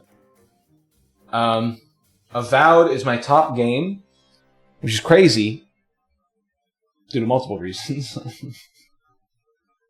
Pokemon, we got Kingdom Hearts here, we got Super Regalia over here, which you guys can see, and then we got Like a Dragon Pirate Yakuza. Top tags English, it's funny. A lot of, like, holy crap, there's a lot of chats. That's crazy. My biggest fans, you can't see it, but here's Noah, Ramblin' Ruthu, KP Senti. I don't know who this person is. Tumari at 55. I think they were around for some of my streams, but I'm not sure. Simbaso, who was around for some of my streams, and then Corey. How I already Corey? Oh, look at that. Haven't seen him in a bit, huh? 3 new followers this whole year. And I'm at 149 followers, which is less than in 2019 when I got affiliate. So, I only beat 2 games this year. Pseudo Regalia being one of them. And I forget, what was the other one? Me not in top? You're literally right there. You're on the right. You can't see you because you're like off the screen. But you're right there. I mentioned you. And you're also in top collaborators right there. But yeah, I only beat Pseudo Regalia in like one other game. I forget what it was. What was it? Hold on. I'm going to pull this up on the not streamed browser source that I have. Let's see. Let's go to the stream archive and see. YouTube Studio. Content.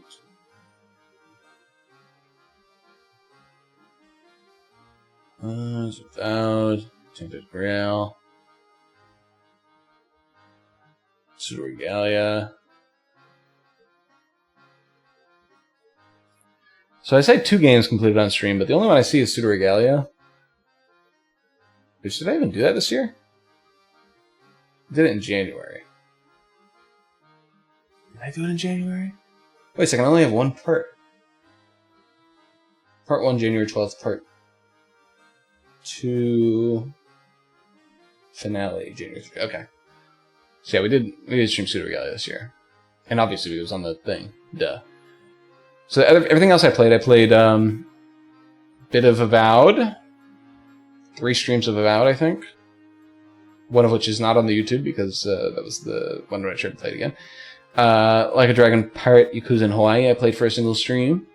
Solstice, I played for a single stream. Kingdom Hearts 2, I played 3 times. Kingdom Hearts 2 Randomizer, I played 3 times. So I guess Kingdom Hearts 2 Randomizer would be my second game. And then a couple of Paul and Corey talks from this year. I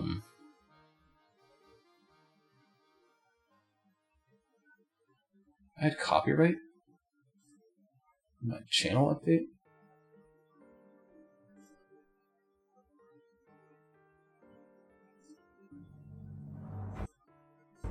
Got it. Oh, and I did like, okay. I don't know what happened there. Yeah, my August channel update, of which I've done not quite a few streams after. That was when that happened. It's the August channel update. So yeah, the 2 games I completed on stream are Pseudo Regalia and Kingdom Hearts 2 Randomizer, I guess. That's it. And yuck is the correct thing to say to that. So the Solstice situation, what happened with Solstice? So I streamed it once and said, I want to play this again. I want to play this again. Spoiler alert, I didn't actually want to play it again. So, and because of that, in my mind, I had this feedback loop where I was like, I don't really want to play this game, but I said I'd play it again on stream, so I'm just not going to stream. And that's part of the reason that caused that, but also, like, you know, I was working and stuff, and that was also part of the reason. a lot of other stressful stuff, like the medical situation started happening around then. So basically I did an update in August where I said I was going to play a couple games, and I put a couple games on a list, and I said, here's what I'm going to do. Here, I'm going to play a couple games. I'm going to play some games on stream, and here's all the stream games I'm going to play. And I said that in August, and I've streamed to fucking Bupkiss since then. I think I have a few streams that I haven't uploaded to the YouTube channel. Let me check. Let's see. This one is... Ooh. I don't think you guys can hear that. This one is Kingdom Hearts 2. This one is a vowed stream that's never going to make it to YouTube. This one is Kingdom Hearts 2. This one is Solstice. Okay. Okay. So yeah. I remember for a while I had to ask like a dozen times if you wanted to stream. The answer was always nope, sick. Yeah, so the medical issues were kind of fucking annoying. Like I said, I've gotten better, but they're still there. So that kind of prevented me from streaming for a little bit as well.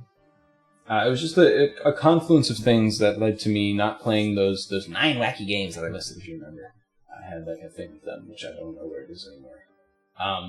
But a couple of them have survived into the transition to the new system that I'll be talking about. We'll be talking about. But basically, the point that I wanted to bring up here is I want to stream some more. Last year, I kind of wanted to stream some more, but I didn't really feel it. I didn't really feel up to it, and I got sick, and I was working and all that stuff. This year, I really do want to stream more. I do have a feeling to stream more. But even like today, like I was doubting coming into the stream today. I was like, oh, wow. Stream, I gotta put on the lights and put up the green screen, and I gotta do everything. Like my room's gonna be hot and all that stuff. And I do just fucking stream. Once you start it, you're gonna enjoy it, and I do. I have a fun time streaming every time I actually do it. So that's that. Basically, what I'm saying is I want to stream more this year, and the issue with Solstice, which is one of the issues, not the only issue that happened with the streaming this year, but it's one of the issues of where I started playing a game, said I'm gonna play this game some more, and didn't actually want to play the game. That issue is something that I'm going to resolve from now on, which is if I don't want to play a game anymore, I'm just not going to play it. If I don't feel like playing the game anymore, I'm just not going to play it. And I'm not going to say, I'm going to stream it again when I don't want to play it. So that's the big Solstice situation is. I didn't really want to play Solstice again, and that kind of held me back for a little bit. Wasn't the biggest major issue, but that's part of it. I'll be talking a bit more about some of the other stuff, but that's kind of the Solstice shtick, if one can say it. Anyway, moving on. Dreamcast. Uh-oh. The next section is the Dreamcast. Ladies and gentlemen, your boy has a Dreamcast. Now, here's the part of the stream. Here's the part of the stream where I'd boot up the Dreamcast and I'd show you me playing the Dreamcast. Unfortunately, it's already broken. So I bought a really nice Dreamcast at my local game store with a lot of games. I bought a bunch of games off eBay, a bunch of lots, and all of them started working until the most recent lot I got where none of the games worked. And I said, did I get scammed? Like none of the discs from this lot worked. Turns out that I didn't realize it yet, but as I tried to go to some of my older games, I put them in there, and I was like, oh, these aren't working either. What's happening? And I heard like a clicking when I turned, when I put the disc in, and they weren't working. So I looked it up online, and it turns out there's something wrong with like the laser mantling or something like that I have to go in and fix or get fixed. So it's broken right now, but I do have a new Dreamcast that I just purchased, as a Christmas gift to myself. I'll show some stuff off. The structure of reality halts rather than guides, then it must me dismantles. What is bro waffling about? Is bro fucking talking like an Elder Scroll NPC? Oh, hold on a second. Let me bring out some games. So I got two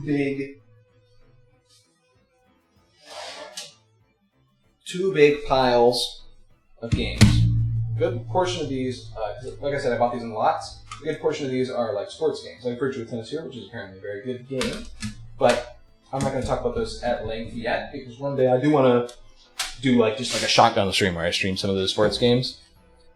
But we do have a lot of other games. Some of them I'm going to show off. Poggers! Berserk game that's only on the Dreamcast. Real Physical Edition. I don't know if this works yet, because this is one of the games in the lot that came after the thing broke. So I don't know if this works yet. Same with this other game, Time Stalkers. I don't know if this works yet. But this is... I did some research online. This is a roguelike before they existed, basically. Not that Rogue was really old, obviously, but it was... You did runs, essentially, and people roasted it over the reviews back in the day. Paul's going to finally experience Sonic Adventure and Sonic Adventure 2 the way they're meant to be played. Spoiler alert, neither of those games were in the lots that I purchased. So for right now, I'm not sure. But there are a lot of other games that I don't have verified right now. Here are some of the games I do have verified. Marvel vs. Capcom 2. Damn. What's that on the price? What's that looking on the price? May have cost more than the console itself, is what I'll say. We have this one. I'm excited to play this. I am excited to play this. We have Seaman, the Dreamcast-only title, with the mic. This is gonna be fun. That's what I'm gonna say. I'm looking forward to whenever I'm going to stream this game. I'm looking forward to it. So that'll be fun. A couple other things here. Resident Evil Code Veronica. One of the best Resident Evil games that has been purported. That is still trapped on the Dreamcast. It's a 2-disc thing, so I had to put the second disc in here because it kept breaking when I opened it, and it was giving me a panic attack because the disc kept falling out. I was like, fucking stop. So that works. You'll notice as well, I have this disc holder. Suspicious. Why do I have this disc holder? Well, it's because I bought a lot of discs and disc holders to burn for games like Illbleed, which you might not know what it is. It's a game that I burned just to test if my burning worked. It's like a $400 to $800 game online. I'm not buying that shit. But I have a lot of other games here that I'm just not showing off for now. Because, one day I do want to stream Dreamcast, and I do kind of want to, like I said, do the shotgun stuff. Like I said, these two are the ones that don't work yet. As in, I don't know if they work yet, but I want to get my shit fixed. There's this other one that is actually, this one called Evolution that I thought was really interesting, but it didn't work with my VGA. Like it doesn't work, but there's a way to get past it if you freeboot a Codebreaker's disk and boot it in the other system type. The thing that happened with when I tried it is the Codebreaker's disk didn't work, and I think that was actually when the disk reader broke, because I tried burning it a couple times and it just didn't work, and I was like, "There's something wrong with this. There's something strange going here." Is that a 480 only type? Yes, I believe so. But the thing about Dreamcast is you can actually get them to work with VGA if you boot it using Codebreakers. But like I said, I think that's when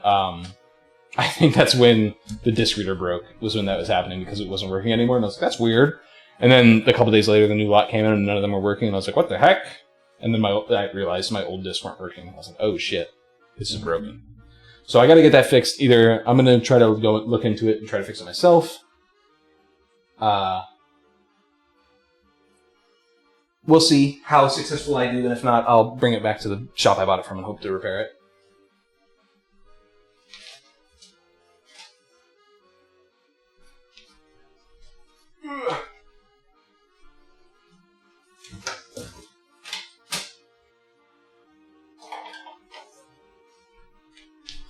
All right. So yeah, that was the Dreamcast section. I just wanted to show off. Like I said, I have a lot more games I didn't show off because I want to have a little bit of surprise. But those were some of the big ticket ones that I was interested in. Definitely, Seaman is the biggest one for streaming that I'm most excited about. probably the Berserk game for not streaming. I mean, I could stream it, but Berserk game in general is a really cool game to have for me because it's something that hasn't been ported over, and it's also Berserk. I mean, Berserk's had other games that I also own, but to me, it's just a really cool piece of history for a franchise that or a series that I really love, I guess. A lot more per game variants. Yeah, I looked it up, and apparently that was one of the games that does work if you boot it using like the code breaker or whatever. So it's supposed to work if you boot it that way. So there were some other ones that don't.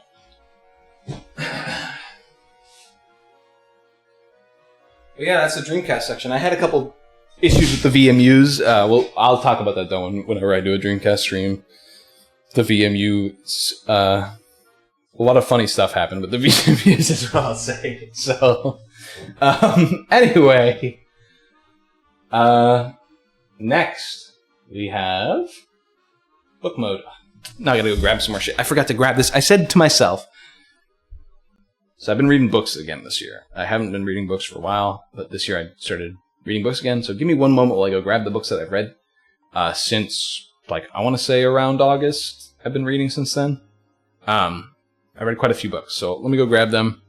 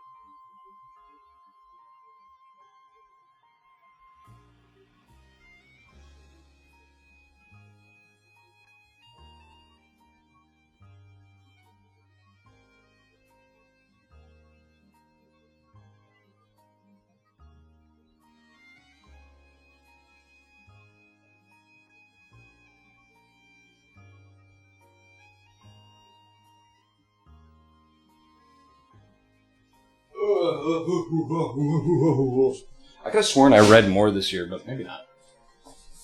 So I started out with Fahrenheit 451. I reread it because I read it back in school. And I reread the book, and it's a very good book, believe it or not. And I just kind of reread it on a whim. And let me see, actually, I might have...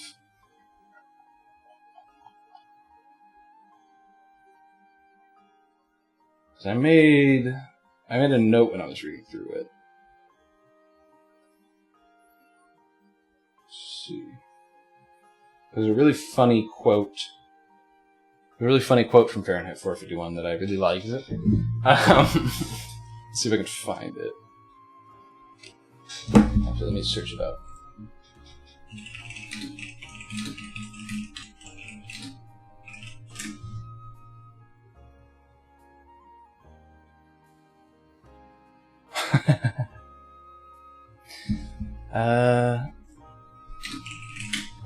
Let's see, what page is page 150 to 151. Let's see if that's where it is.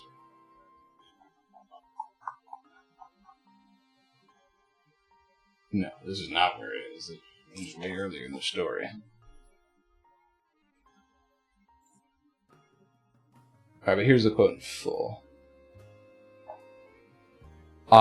So here, this quote I really loved from Fahrenheit 451, and this is the reason why I started reading books again this year, is because this quote, and also this book in general, Fahrenheit 51, great book.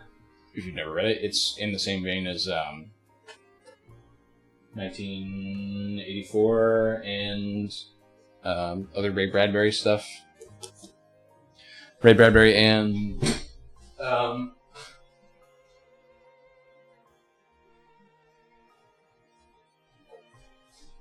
George Orwell. I haven't reread through 1984 yet, but I did pick it up in the store. No, but Ray Bradbury, similar author.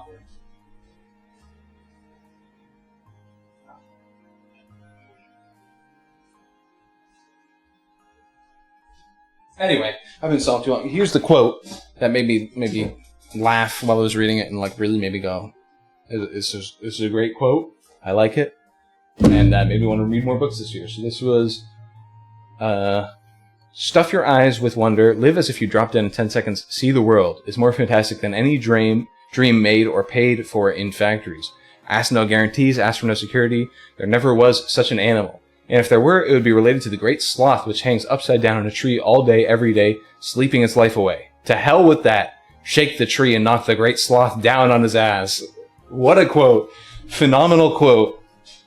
I mean, reading that in the book, I just was floored because I hadn't read this book in so long, and a lot of this book is fun and interesting and serious. Despite all that, I really enjoyed my read through of this. It's not like the greatest book of all time. It's not like such a deep book, but that quote alone made the read so enjoyable for me. And I think about that every day. Shake the tree and knock the great sloth down on his ass. I think about that part of the quote every day. It's such a fucking fun quote. And it really has inspired me in a couple of situations where I'm like, too lazy to do anything. I'm like, shake that damn tree, dude. Knock the sloth down on his ass. So anyway, I read a bunch of books after that, and I haven't read through all of them. And I got a bunch more books on Christmas that my family had given me. The first one that came in, and so I decided to read it, the first ones that I ordered, was Cobalt Red. With the caveat, How the Blood of the Congo Powers Our Lives. What a read. This book is phenomenal and heart-wrenching in so many different ways. Siddharth Kara really wrote a great book that talks about the modern day situation that's happening over in the Democratic Republic of the Congo. That's makes me look at rechargeable batteries a little different in life, and it's made me approach a couple of situations differently since I've read it. It's definitely changed my life. I just haven't seen how much it's changed it yet, I guess. It's a phenomenal book. It's heart-wrenching. I don't want to go into too much about it, but it's brutal, and it's really good at the same time. It's also not hopeless. For some people in the book, it feels hopeless, but the situation at large doesn't feel so hopeless, which is a good thing, you know. It's hard to say it's a good thing when reading this book, but this book itself is a good thing. I'm glad it exists, so it can teach me a bit about the world that I didn't know. I was completely blind to this part of the world and stuff that's been happening there. Which I like history a lot, and this isn't even history. This is stuff actually happening these days. So yeah, it's a little bit depressing. So next, I decided to read a fiction book that I had gotten. Shogun. Wow. Over 1,200 pages, almost 1,300, I think. A lot. A lot of pages. I really liked it. It felt a little... This book was written many years ago. It's, as you can see on the cover, it's now streaming on Hulu. But this book was written many years ago. Let me see what year it was written. 1975 is the copyright. So, very old book. And there's a lot of weeaboo-isms in it. Although, so the main character is, I forget his name, John Blackthorne, and he becomes a weeaboo essentially. He's based off of a real life guy whose name I forget. Same as one of the other Toranga, same as Toranga in the book, who's based off another real life person from this time in history. the 1600s, where, you know, the world was just kind of discovering how big the world was, and sailors were trying to sail around the world, and they were finding themselves, you know, some Portuguese and Spanish were finding themselves in Japan, and one English ship may have found itself there too. And so this is based on a real story, but it's not actually, like, the characters aren't real. They're fictionalized versions of real people. So John Blackthorne becomes a full-on weeaboo in the book, and it's a little, I hate using the word, but it's a little cringe reading it and reading how, like, obsessed he gets with it, and then, like, how he, like, turns on his other countrymen who are there. He's like, oh, they just don't get it. They just don't get the joy of being a weeaboo. And, like, he doesn't say it in that many terms, but basically. And while reading it, I was like, ew, this is a little 1975 written book about, like, the joys of Japan and stuff. But the book does do a good job of making fun of him for being a weeaboo, essentially. It does make fun of him at quite a few situations. Obviously, the book leans towards they're cool, but it also doesn't shy away from some of the horrors of Japan back then. Some of the just horrible shit that they did and how they treated the peasants and that kind of thing. So it doesn't shy away from that, which I really like. And this book, I give the honor of a story that actually has an ending that I enjoyed. I really enjoyed the ending to this book, I gotta say. The ending to this book, amazing. My favorite character in this whole book is Torenga, which is, like, the lord that is kind of leading the allied faction for a lot of the story. He's a guy who doesn't want to be shogun, but people keep thinking he wants to be shogun, and he's kind of like... And so because of that, a lot of people are against him because they think he wants to be, but he's like, no, I really don't. If you don't know what shogun is, emperor is like the god king of Japan. Throughout history, the emperor is considered like a mortal, but also a god. And a shogun is like the warrior king of Japan, essentially. So whoever the strongest warrior in Japan is the shogun. So, and they're under the emperor. So, you know, why do I know so much about Japan? But it's a very good book. I have to recommend it for being so long. It's apparently a Hulu series, which is very good. But yeah, after finishing Shogun, what did I read?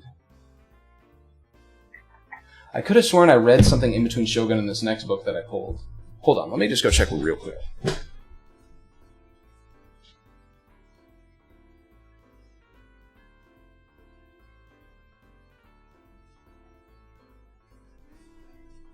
Right, okay, so I stalled a bit because this is when I got sick, and I read a book called Daily Rituals, which is just like a short little book about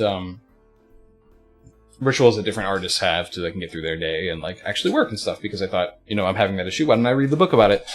And I got through some of it, and I started ranking it, like, on a list, and I haven't completed it yet because I kind of want to continue that ranking, so we'll see where that goes with that. But after a while of being sick and stuff, I was like, I need to pick up a new book to read before the end of the year, because I want to read a book before the end of the year. So I picked up this book, I want to say second week of December. And I said, I'll finish it before the end of the year, and then I'll choose, you know, because I sent my family some Christmas lists for books, and I'd send, just give me some books. Give me like a book or two for Christmas, thank you. Spoiler alert, my sister got me like a dozen, which is crazy, by the way. But I said, I'm going to read this book, and it will tide me over till Christmas. Spoiler alert, this book lasted 3 days because it was so fucking good. This is Ghost on the Throne, The Death of Alexander the Great, and the War for Crown and Empire. Holy moly, this book... I don't even know how to put words into how good this book was. I like history a lot. I don't know a lot about the Alexander era. But I do know a lot of the people that were in this book, like Ptolemy was in it, and lots of other like ancient rulers. And so I didn't know Ptolemy was a follower of Alexander. I didn't know that. The founder of the Ptolemaic dynasty, which eventually led to Cleopatra, you know. I didn't know about any of that. And a lot of other characters that were names that were familiar, like Chandragupta shows up in the book, and like a lot of other familiar names from history that I didn't know were related to Alexander. Basically, how the story goes is Alexander died really young. He died really young from an illness, and people didn't know he died. People didn't think he would die that fast, and he just kind of quick dies, and all of his plans tossed in the wind because he has all these powerful generals called his bodyguards that start fighting over his land, essentially. And the book, when you read a lot of historical retellings, especially when ones do this where we don't have super concrete stuff, it can be a little dry at times. This book is not dry at all. I was speeding through this book at every opportunity I wanted to read it. I mean, this was, like, the way he separates it into, like, these mini chapters that are each about, like, a certain character, and he goes into details about what the character is, going to do and that kind of stuff. It's so interesting. Such a great read on something that I didn't really know much about that really interested me and really made me interested in researching more about the Alexandrian era. Because holy moly, this was interesting. One of the highlights of the book that I want to talk about is, so Alexander dies in Bethlehem, right? Or Damascus. He dies in Asia, basically, when they're from Western Europe.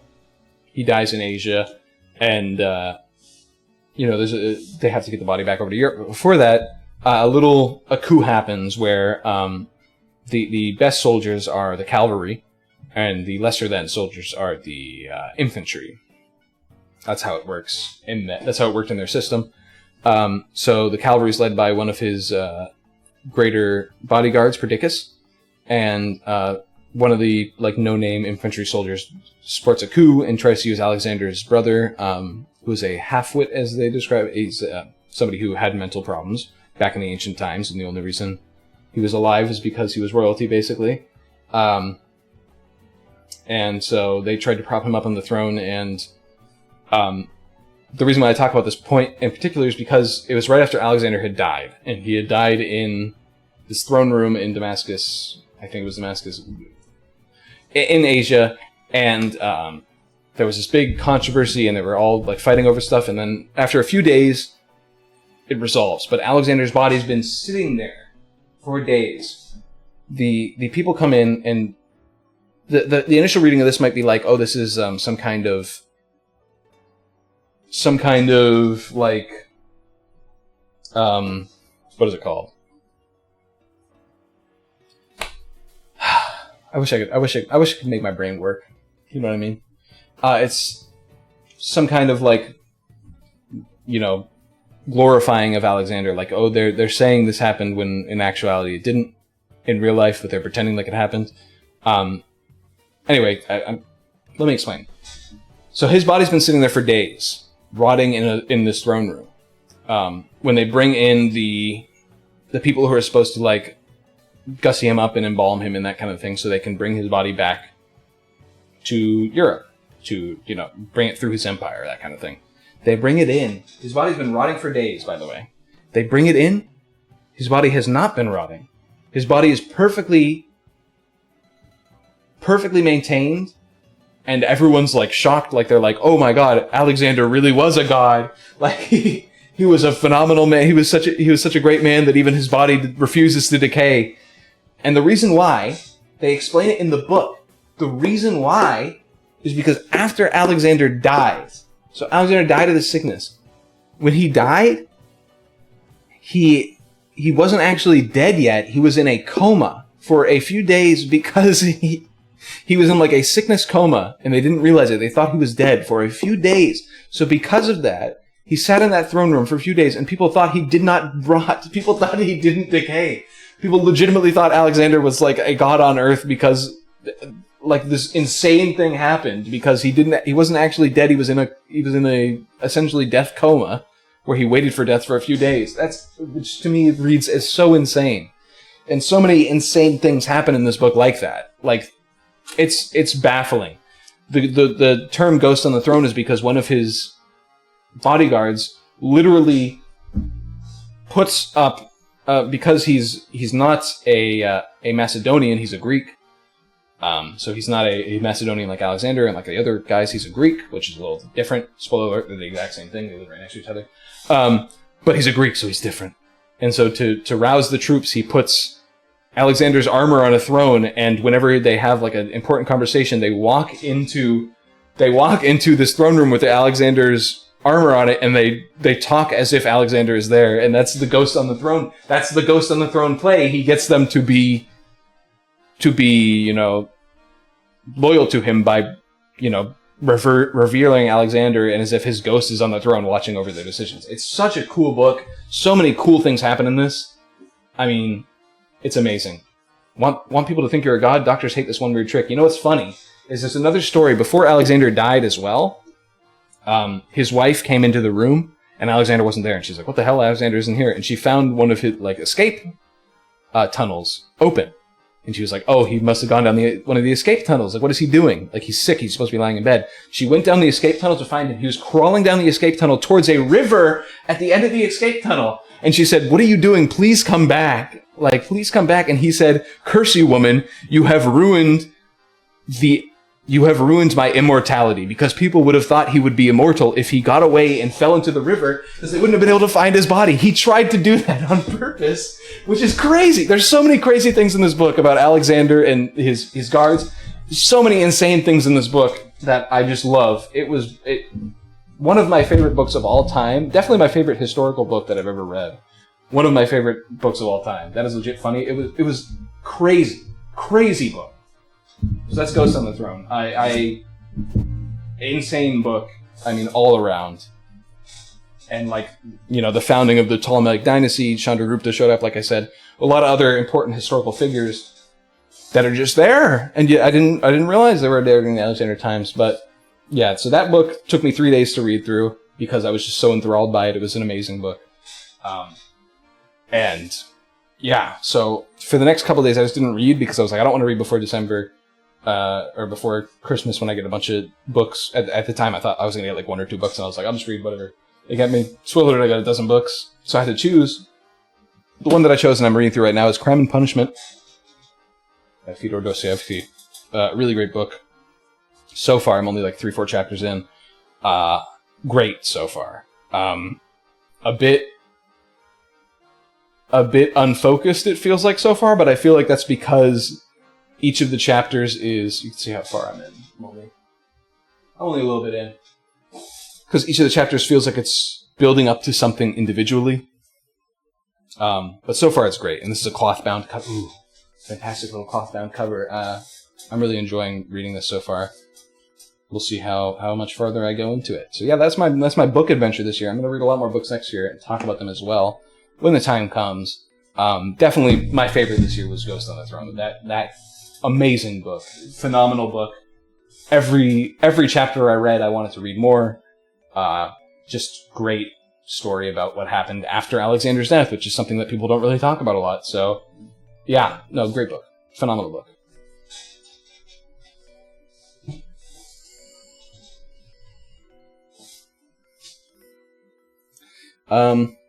Alright, ad break is starting in a minute. Sorry, for a second I had to think. So, yeah, I kind of got lost after, going so ham on that book. Talking about how much I like that. So, I'm going to put these books back while the ad break happens. Next, we're going to go talk, we're going to go back into, the situation with streaming and next year and all that kind of stuff. So we're going to go back into that. It will happen when I come back from the ad break. So the ad break is in a couple minutes. Or no, it's right. Ad break is supposed to be happening in 5 seconds. So it'll take a couple minutes. So I'm going to put these books back real quick while the ad break happens.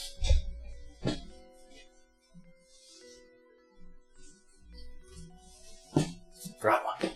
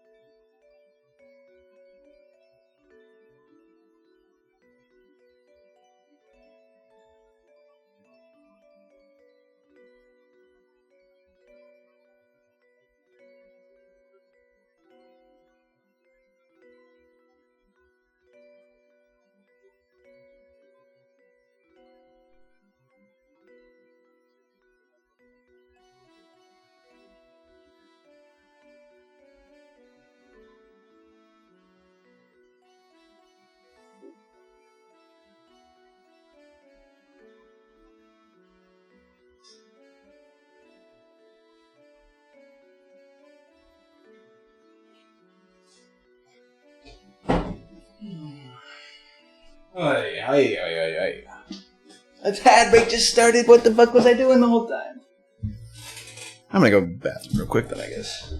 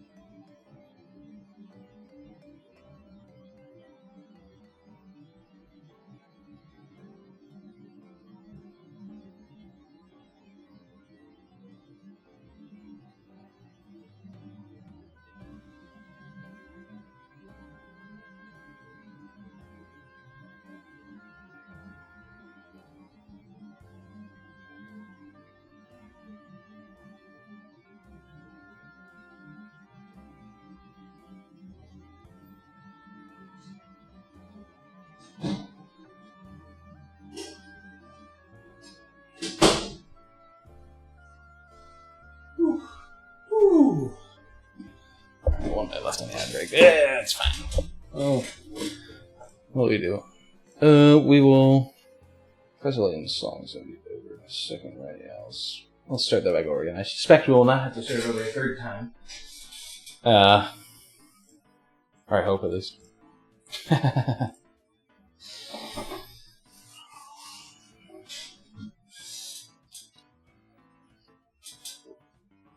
Running low on water.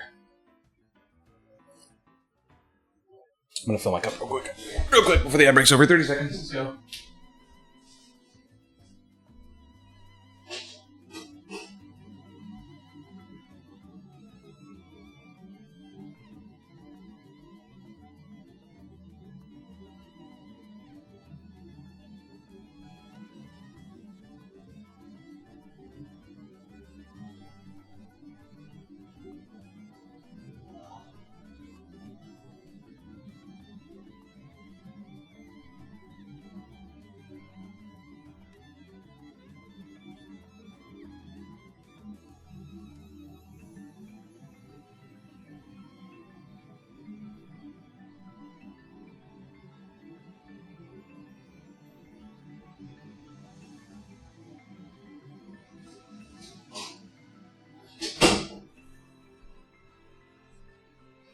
Hello, welcome back from the ad break. Still not back before the ad is done? Okay, I was back, but I saw that the ad has not started, so I went to the bathroom, and then I came back again after I finished the bathroom, and I realized my drink was almost empty, and I said, you know what, there's 30 seconds left in the ad break. Let me go grab a drink. Oh, whew, that's some good water.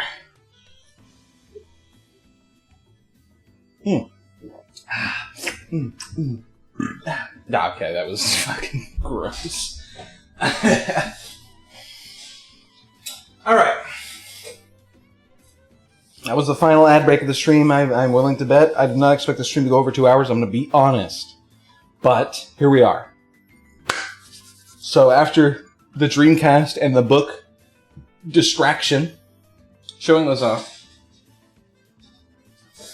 we will get back into talking about 2026. So first, let's talk the 3 pillars of 2026.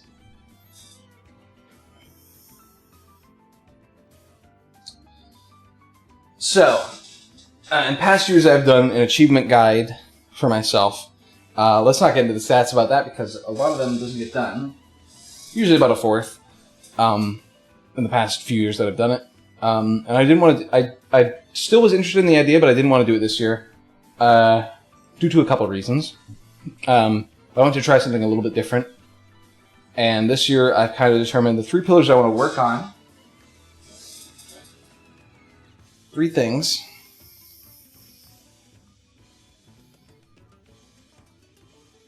Let me pull them up real quick. I did write about some, but I don't want to show it on stream. It was more for myself. So, the 3 pillars. The 3 goals, I should see. Goal 1. Produce creative projects and move towards leaving my office job through them. So that's my first goal for 2026. You notice I didn't say leave my office job, but work towards it, move towards it. That's the first goal. The second goal, keep up health by losing weight, gaining muscle, and fixing my diet. That's part of the reason why I've been sick is related to my diet. I'm not going to get into too much details, but really a lot of bad stuff happened in the gut and chest area that has made me sick for a good couple months out of this year, which really sucks. So that's a big part of the pillars of next year's work on myself, health-wise. Especially because I haven't been working out at all in 2025, pretty much, since I got my job. So I need to get back on that. The final one, the number 3, and this one relates to the stream the most, work on me gaming backlog enough so that I don't feel like I'm not playing games I want to each year, and also playing older games I want to play but haven't yet. So what am I saying there?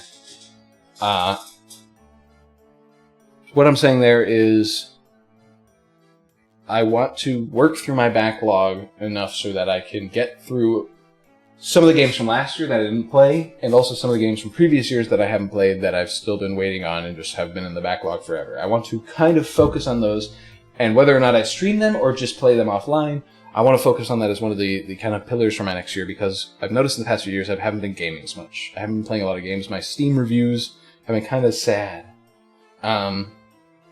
Despite the fact that I own a lot of games on Steam, and other places as well.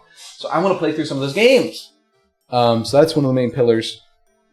Besides, like, the health and the backlog stuff, one of in the creative project sphere as well, I separate it into 3 different sections, where it's video games. One of the main things is video games that I want to kind of do in the future. The second one is videos / streaming, which is Twitch and YouTube. And then the third one is other, which is like more writing idea, but those have less of a focus than the other 2. The other 2 are the main ones. The third one is like writing and other stuff, other creative ideas. So that's kind of the idea behind next year, is I kind of want to focus on those 3 things: my creative side, my health side, and my gaming side. My gamer! So that brings us to the next point. The 2026 backlog. I don't know how well this is going to show up on stream, but here's a document called Backlog 2026. Let me actually... Hold on. How do I... Crap. I forget how to... Properties. No. How do I... Studio mode, that's it. Okay. Sorry, guys. Browser. No. I want to add source. Window capture. Looks full.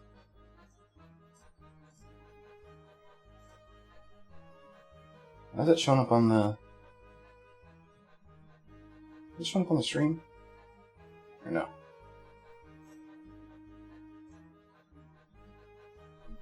Is it showing up on the stream or not? No, okay, it's not. Okay. Hold on, I'm just getting the window ready.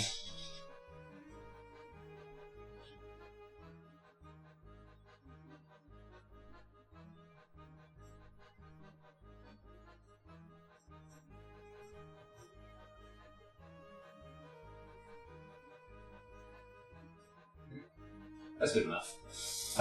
Transition. But why is it on top? Stupid idiot. There we go. Okay, and thank you, Studio Mode, for being good enough. This is the Backlog 2026. If you look here, I have a couple of mathematical equations but you'll see that big number at the top. 481.5 total expected hours. So I've kind of changed some games around, changed the time when they're doing, but this is the backlog that I've been talking about, and we're just going to take a look at it. So here we have the backlog. Take a peek. So first, in January, I'm going to be playing Chrono Trigger and a game called Spiritfall, in the game that released last year. I thought, let's start off strong. Let's get Chrono Trigger in there. It's a game that I've been meaning to play for years. I have it on my SNES Mini, which I can stream pretty well, so if I want to stream it. Another thing I want to mention, not all these games might be streamed. But the idea is, at least I'm going to stream some of these. So, some of these games I'll stream, some of these I might not, but I have 2 games a month that I'm kind of going through, and I'll kind of detail whether or not I'll stream each of them as I go down. So, first Chrono Trigger. Start off strong with the year. That was my thought process, and there is a chance I might stream this. I'm not sure. I don't know. I'm mixed about this one. But next is Spiritfall for January also as well, and if I don't stream Chrono Trigger, I'll definitely stream this. If I do stream Chrono Trigger, I might not. So that's the kind of idea. I'll at least stream one of these, and I'll also do other streams. I'm planning on some other stuff. Like I said in the August update, I'm planning on some other stuff, but now I feel more well-adjusted and hopefully not as sick. So that I can actually do those kind of things. As I move down the list, the altars, not sure yet if I'm going to stream the altars or not. I might just keep that one to myself. We don't know, but we'll see. Bayonetta, same idea. Not sure, but it's a game that I've been meaning to play for a while. Yeah. I'm not sure if I want to stream that one yet. We'll see. Super Mario Bros. Wonder. I will be streaming that one, because it is in March, Mario. So I want to stream that for Mario Day, I guess, and also be streaming it on other days, because I probably won't beat it the same day, but I'll probably end up streaming Super Mario Bros. Wonder. I know it's not a great game, or it's not like the best 2D Mario game of all time, but it's a lot of people have said it's fun and stuff, and I've played through a little bit of it when it came out, but I stopped playing it due to various reasons. So I do want to stream that one, though, for sure. So we'll definitely be streaming that one in March. And then the other thing is the System Shock remake, the first game, System Shock. I wanted to play through that. I played through it a little bit before, and I really enjoyed it, and I was like, why didn't I ever beat that game? So I put it back on the list because I wanted to play it. April has the biggest game on my list. It is Ni no Kuni Wrath of the White Witch. Now, I didn't put this game on my list. It was asked for by a friend of mine who decided to put the biggest game on my list up there. This is all about, this backlog is all a test to see if, I can actually stick with this.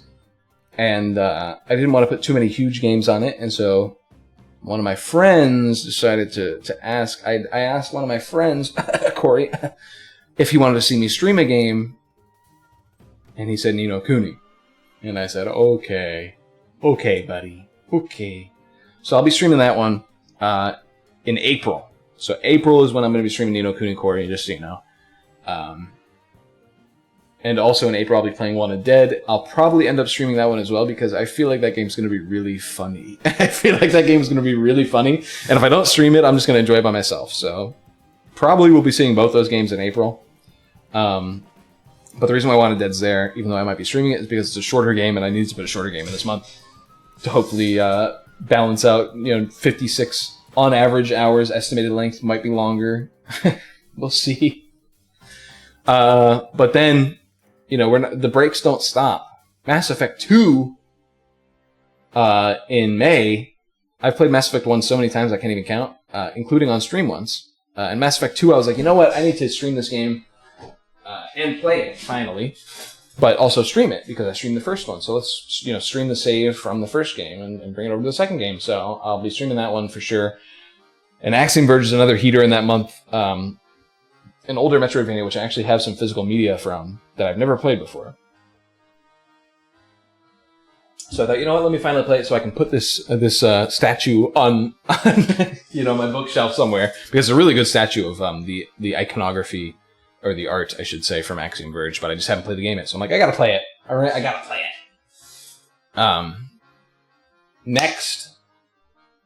The next month is June, And in June, I decided to chill out a little bit, play some chill games. We got The Good Life, which is the newest game from the Deadly Premonition dev.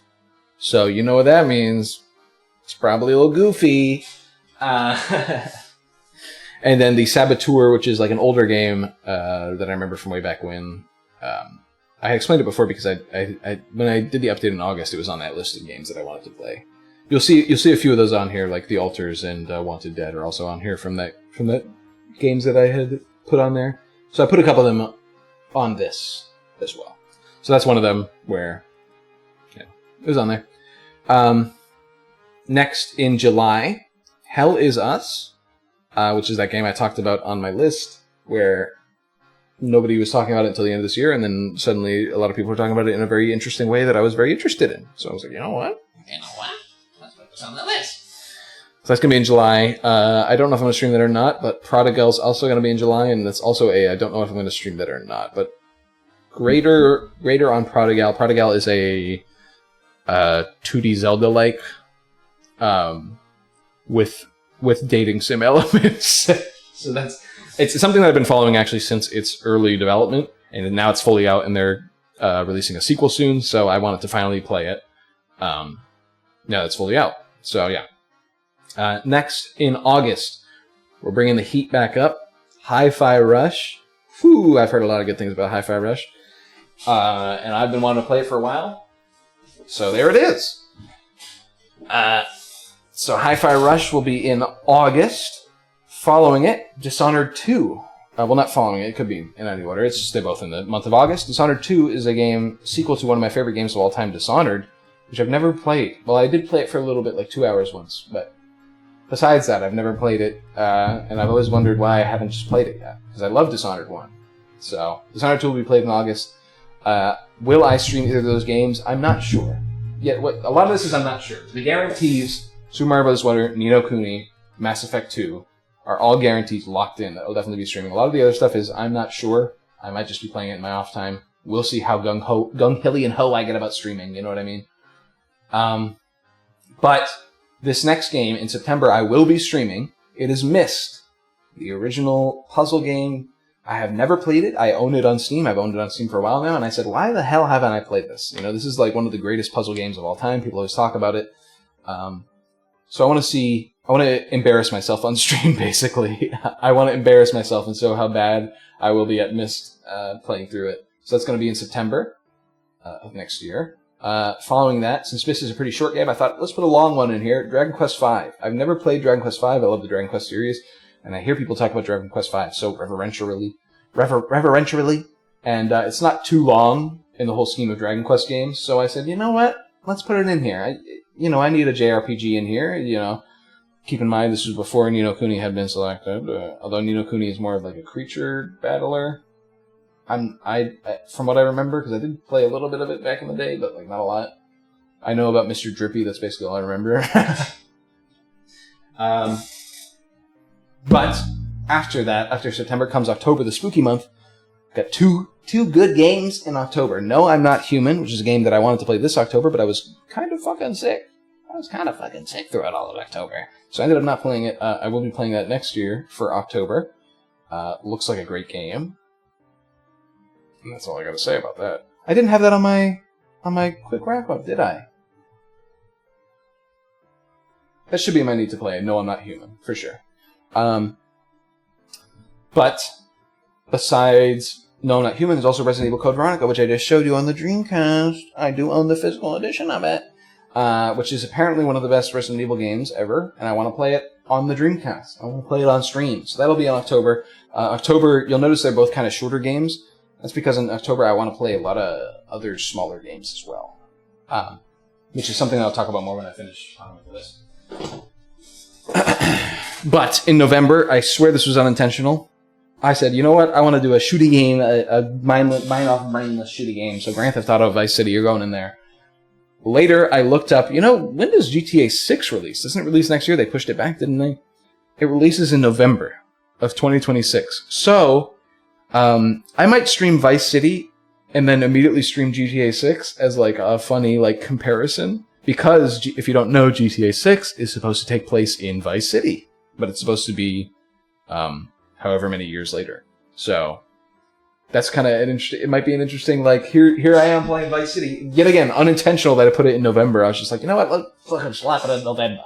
And then I saw that the game released in November, so I was like, you know what, this might be an interesting idea to like stream Vice City into GTA 6. So we'll see if I end up doing that or not.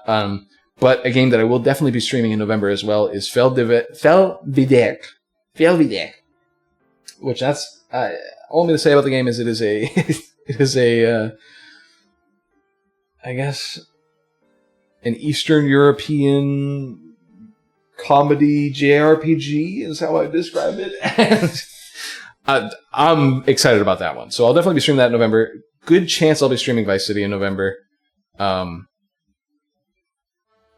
by GTA 6 if I feel like doing that. If I don't feel like doing that, I might just not. But we'll see. Then finally in December, how could he not play Expedition 33 after all the praise it's gotten this year? Yeah, I'll definitely be playing that. Whether on or off stream, I'm not sure. But I'll definitely be playing that in December of next year. And you might say, why did you wait so long to play the so-called Game of the Year? And I don't know. And also in December is going to be Ninja Gaiden Black 2, which is something that, like I said, I should have played. Now, this isn't all that I'm going to play this year. And this also isn't all that I'm going to stream. Not to say I'm going to stream all this, but I might stream stuff that's not on this list, or I might play other games. So like I said, the guaranteed plays: Super Mario Bros. Wonder, Ni no Kuni, Mass Effect 2, the Myst, No I'm Not Human, Resident Evil Code Veronica, Felvidic, and that's it. So that's 8 games out of the 24 that I've confirmed. Yeah. And then there's a couple other ones like Wanted Dead and The Good Life, which I probably will stream. Paggigalo, which probably has a better chance than others. Vice City, which probably has a better chance, that kind of thing. But I might not stream them, but they have a better chance. So this is the schedule for the year, I guess you could say, for some of the games that I'm going to stream for sure. But not guaranteed. And like I said, in October, you'll probably be seeing a couple more horror games if I do end up, streaming in October. So here's the list I made a little over 100 games that I potentially wanted to play, and I put like a desire rating on the side. So you see, these are the 24 that I selected, but there are a bunch of others here. And so I have a bunch of other options if for whatever reason I want to play more games, or I have more time in the year and I'm playing more games than I expected. I have a bunch of options here for me to go through and be like, maybe I do want to play Blueprints. And you'll see the desire rating, which is basically how much I want to play them. You'll see like Expedition 33 was a 10, The Altars was a 10, and those are the only 10s. There were a couple other 9s in Dragon Quest. And there were a couple others that I was greatly considering, but ended up not making the list. Like there's Okami here, which is a 9. 40 hours. My list was pretty big already, and I was like, maybe I should do it, but maybe not. But if there's time, I might end up playing Okami within the year because that Okami sequel's around the corner, and people are talking about it. There's something like Kenshi, which is like estimated length of 130 hours, and I've tried to play Kenshi before, and I've just bounced off of it. So But there's also smaller stuff like Half-Life. Like I've never played the original Half-Life, and I was like, you know what? Let's put it on the list. I give a 3 rating. And just because something has like a 1 on this list, like Bomb Rush Cyberpunk, for instance, has a 1, or Celeste has a 1, doesn't necessarily mean that I didn't want to play it. Like if I didn't want to play it, it wouldn't be on this list, basically. If it's on this list, it means I want to play it in some capacity. But if it's a 1, it's like for whatever reason, I'm less interested in it as compared to the 10, which is like I want to play it. I want to guarantee play it this year. It's like a 10. 9 is like I pretty concretely want to play it, which is why it's sad that Okami isn't there, and then like 8, so on and so forth. Metroid Prime Remastered, which I still haven't played yet.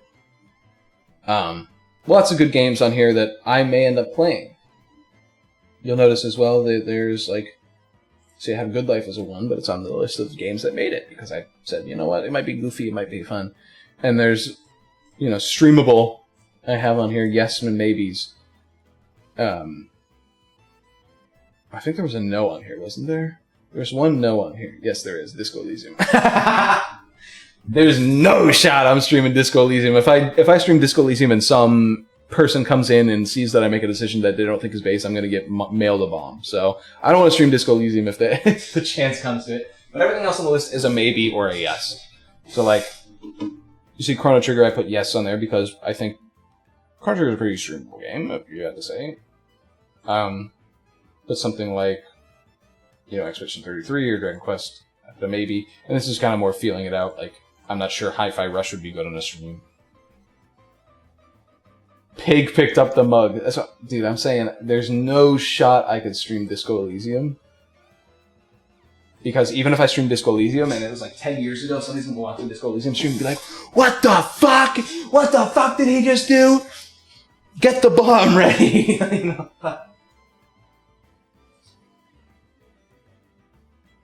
So. Everything else is a maybe or a yes, so. But these are the locked-in games, the locked-in 24 I want to play this year. I might not succeed in this. Like I said, this is a speculative idea that is based off of a YouTuber called Daryl Makes Games, where he's done a backlog for a couple years, and he's been kind of refining it. And so this is the speculative idea. Like I said, expected hours, almost 500. Probably not all of that's going to be on stream, if I'm willing to bet. I'm willing to bet. Yeah, my streaming record, but I also play a lot of games off stream, and I assume I'll, play some other stuff. And I also have, built-in stuff for that. Like, if I play other game hours, I can fill it in there. Others games beaten, that kind of thing. So I can actually, determine what are my total hours gaming and that kind of stuff. So, hopefully it's a fun little experiment that I can kind of get back into. So anyway, let's get back to this. So the backlog. We talked about the backlog. So yeah, the backlog is a big project that I wanted to work on. Like I said, it's one of the 3 pillars of this year. Besides the creative aspect of it and the health aspect is the gaming backlog aspect. My 3 pillars of 2026 to kind of push forward with that momentum that I had in 2025 to make it a better year for myself. Because despite all odds, I think I did make it a better year for myself despite it being kind of wishy-washy towards the end. And I want to push that momentum forward and just focus on these 3 pillars. Hopefully, spearhead my way into something that I want to do, But the backlog is more for myself. It's more like a personal thing. Like as a gamer, I have a lot of games in the backlog that I want to play. That's how I want to stream. So anyway, moving on from the backlog itself. Here's a statement. I will release a game in 2026. Now, will it be a good game? But I will release a game. Corey, I've already talked to you about it, Corey. And, other people in chat might want to keep their eyes and ears open. But I'm taking courses. I'm taking some courses on game, just like elements for Godot. Excited for Paggigalo 2. Listen, Noah, you might get a message in the DMs one of these days. Is all I'm saying. But to put it loosely, I have a game design idea that I've had in my head for a while, and that I want it to be my first game, where it's not really a complex game. But it has some cool ideas. The biggest problem with it is it does rely a lot on artistic talent. So I don't know how well I'm gonna artistically handle stuff, or if I'm gonna hire someone off Fiverr to handle some of the art side of things, because there's a lot of creative elements to it, but a lot of it is also relying on that drawing side, I guess, which I'm not great at. I'm not good at that's definitely my failing when it comes to the creative side. I love having ideas. I love writing different characters and that kind of stuff. But when it comes to that creation aspect, that drawing itself, it's something that I definitely would need to work on a lot if I wanted to be good at it. I'm not a artist in the traditional sense. But I do want to release this game idea that I've had for a while. I've talked to my friend Corey about it, and to hopefully send me some ideas. Noah, you will receive a DM at one point. You will. To see if you have any ideas for it. But basically, the ideas that I'm going to ask from you are not going to be like, how should I make the game? No, it's going to be, do you want to design something in relation to the game, basically. If you want to, I'll spoil it a little bit. It relates to creatures, to critters, specifically like it's going to take place in space, and it's going to relate to like space alien creatures. So I'm going around when I get more into it a bit. I'm going to go around to some of my friends and ask them like, do you want to design a space alien creature, basically, and do you want it to be in my game? But the hardest part for me there is I can design, kind of the ideas behind them, but actually drawing them into a form that looks good for for an audience, I'm not so good at. So I might have to end up hiring someone to do the art itself. We'll see what happens with that. It's coming out on Dreamcast, dude. It's not a non-zero possibility. Hey. It's a non-zero possibility. It could. That's one of the things I didn't talk about when I mentioned Dreamcast, is a couple of the games I got are like newer games that people have just ported over. Intrepid Izzy done it? Yeah, there's a couple of games that I've gotten, and I pulled up in my Dreamcast stack that are newer games they're still sealed, actually, because they're just like new games that they ported over to the Dreamcast, basically, which is really cool. So there's a non-zero possibility. Dual release on Retro SS Steam is not uncommonly. Okay, listen, it's my first game. Let me when I'm going through the creation process, let me decide if I'm gonna actually release it or not on Dreamcast, because I don't know how complicated that's gonna be. It would be really cool to have like a VMU mini game though with it. That would be really neat, but that's in relation to that. It's a non-real possibility that it might happen. So thanks for coming around, Simboss. I haven't seen you in a bit. Nice to see you. You were in my Twitch streaming, like you were one of my top viewers, so it was nice to see you again. So anyway. So that's it for the game. The game will release this year. Whether or not it's good, we'll see. But a couple more things before we move on. Possible third YouTube channel. Oh my fucking god. What's this guy talking about, dude? He doesn't upload to either of his first two YouTube channels. He's talking about a third. Oh, listen. My first YouTube channel, The Archive, the one that I use the most, my channel more or less, which I turned into the archive a couple years back, is the archive for my streams. That's it. It has nothing else but my stream archives on it. I just put my streams on it, that's it.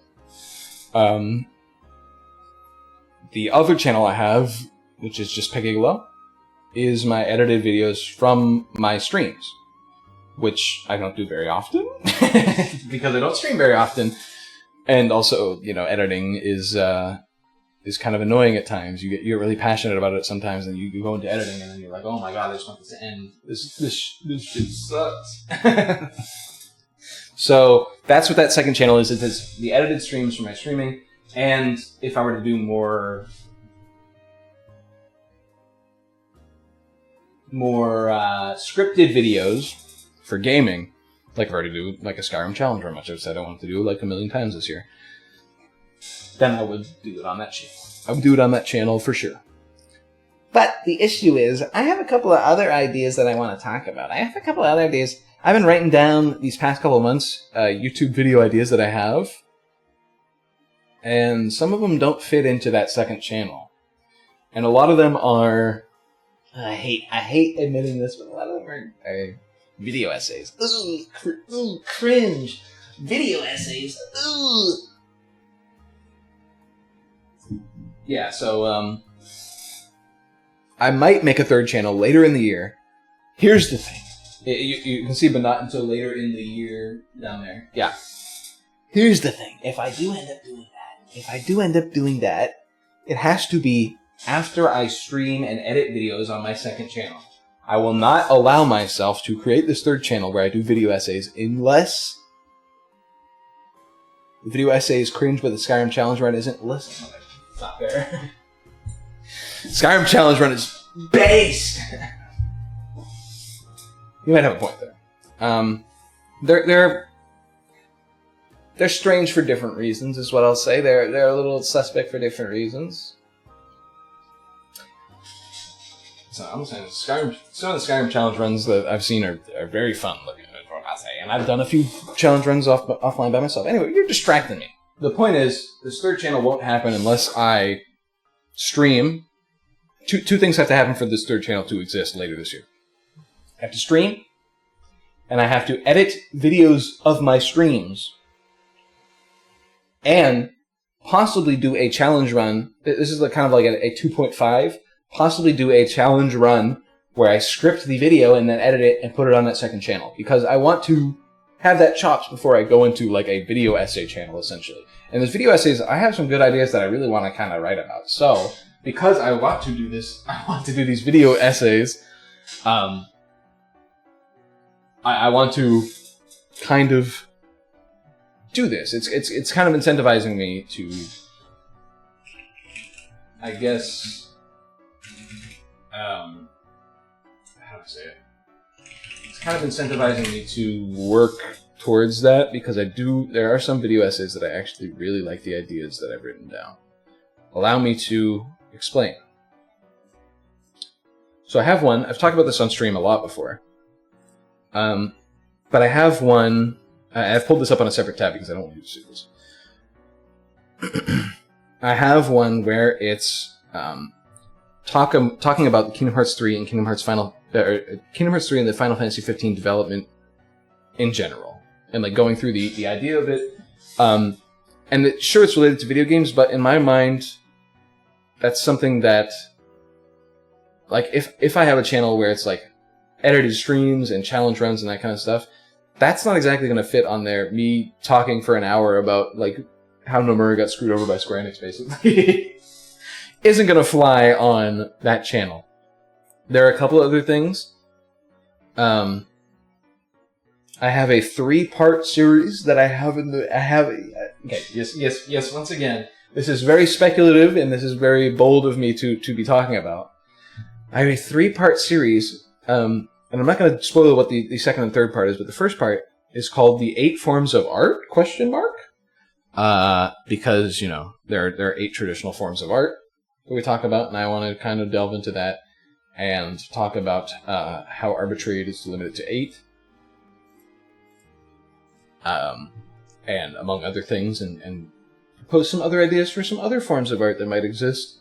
And that's part 1 of a 3-part video essay series that I have had an idea for, and that's something that I really like the idea of, and I've already started writing for the first and second video of that series. So, like I said, a little bold of me. There are other ideas I have written down as well, that I'm not going to talk about as much.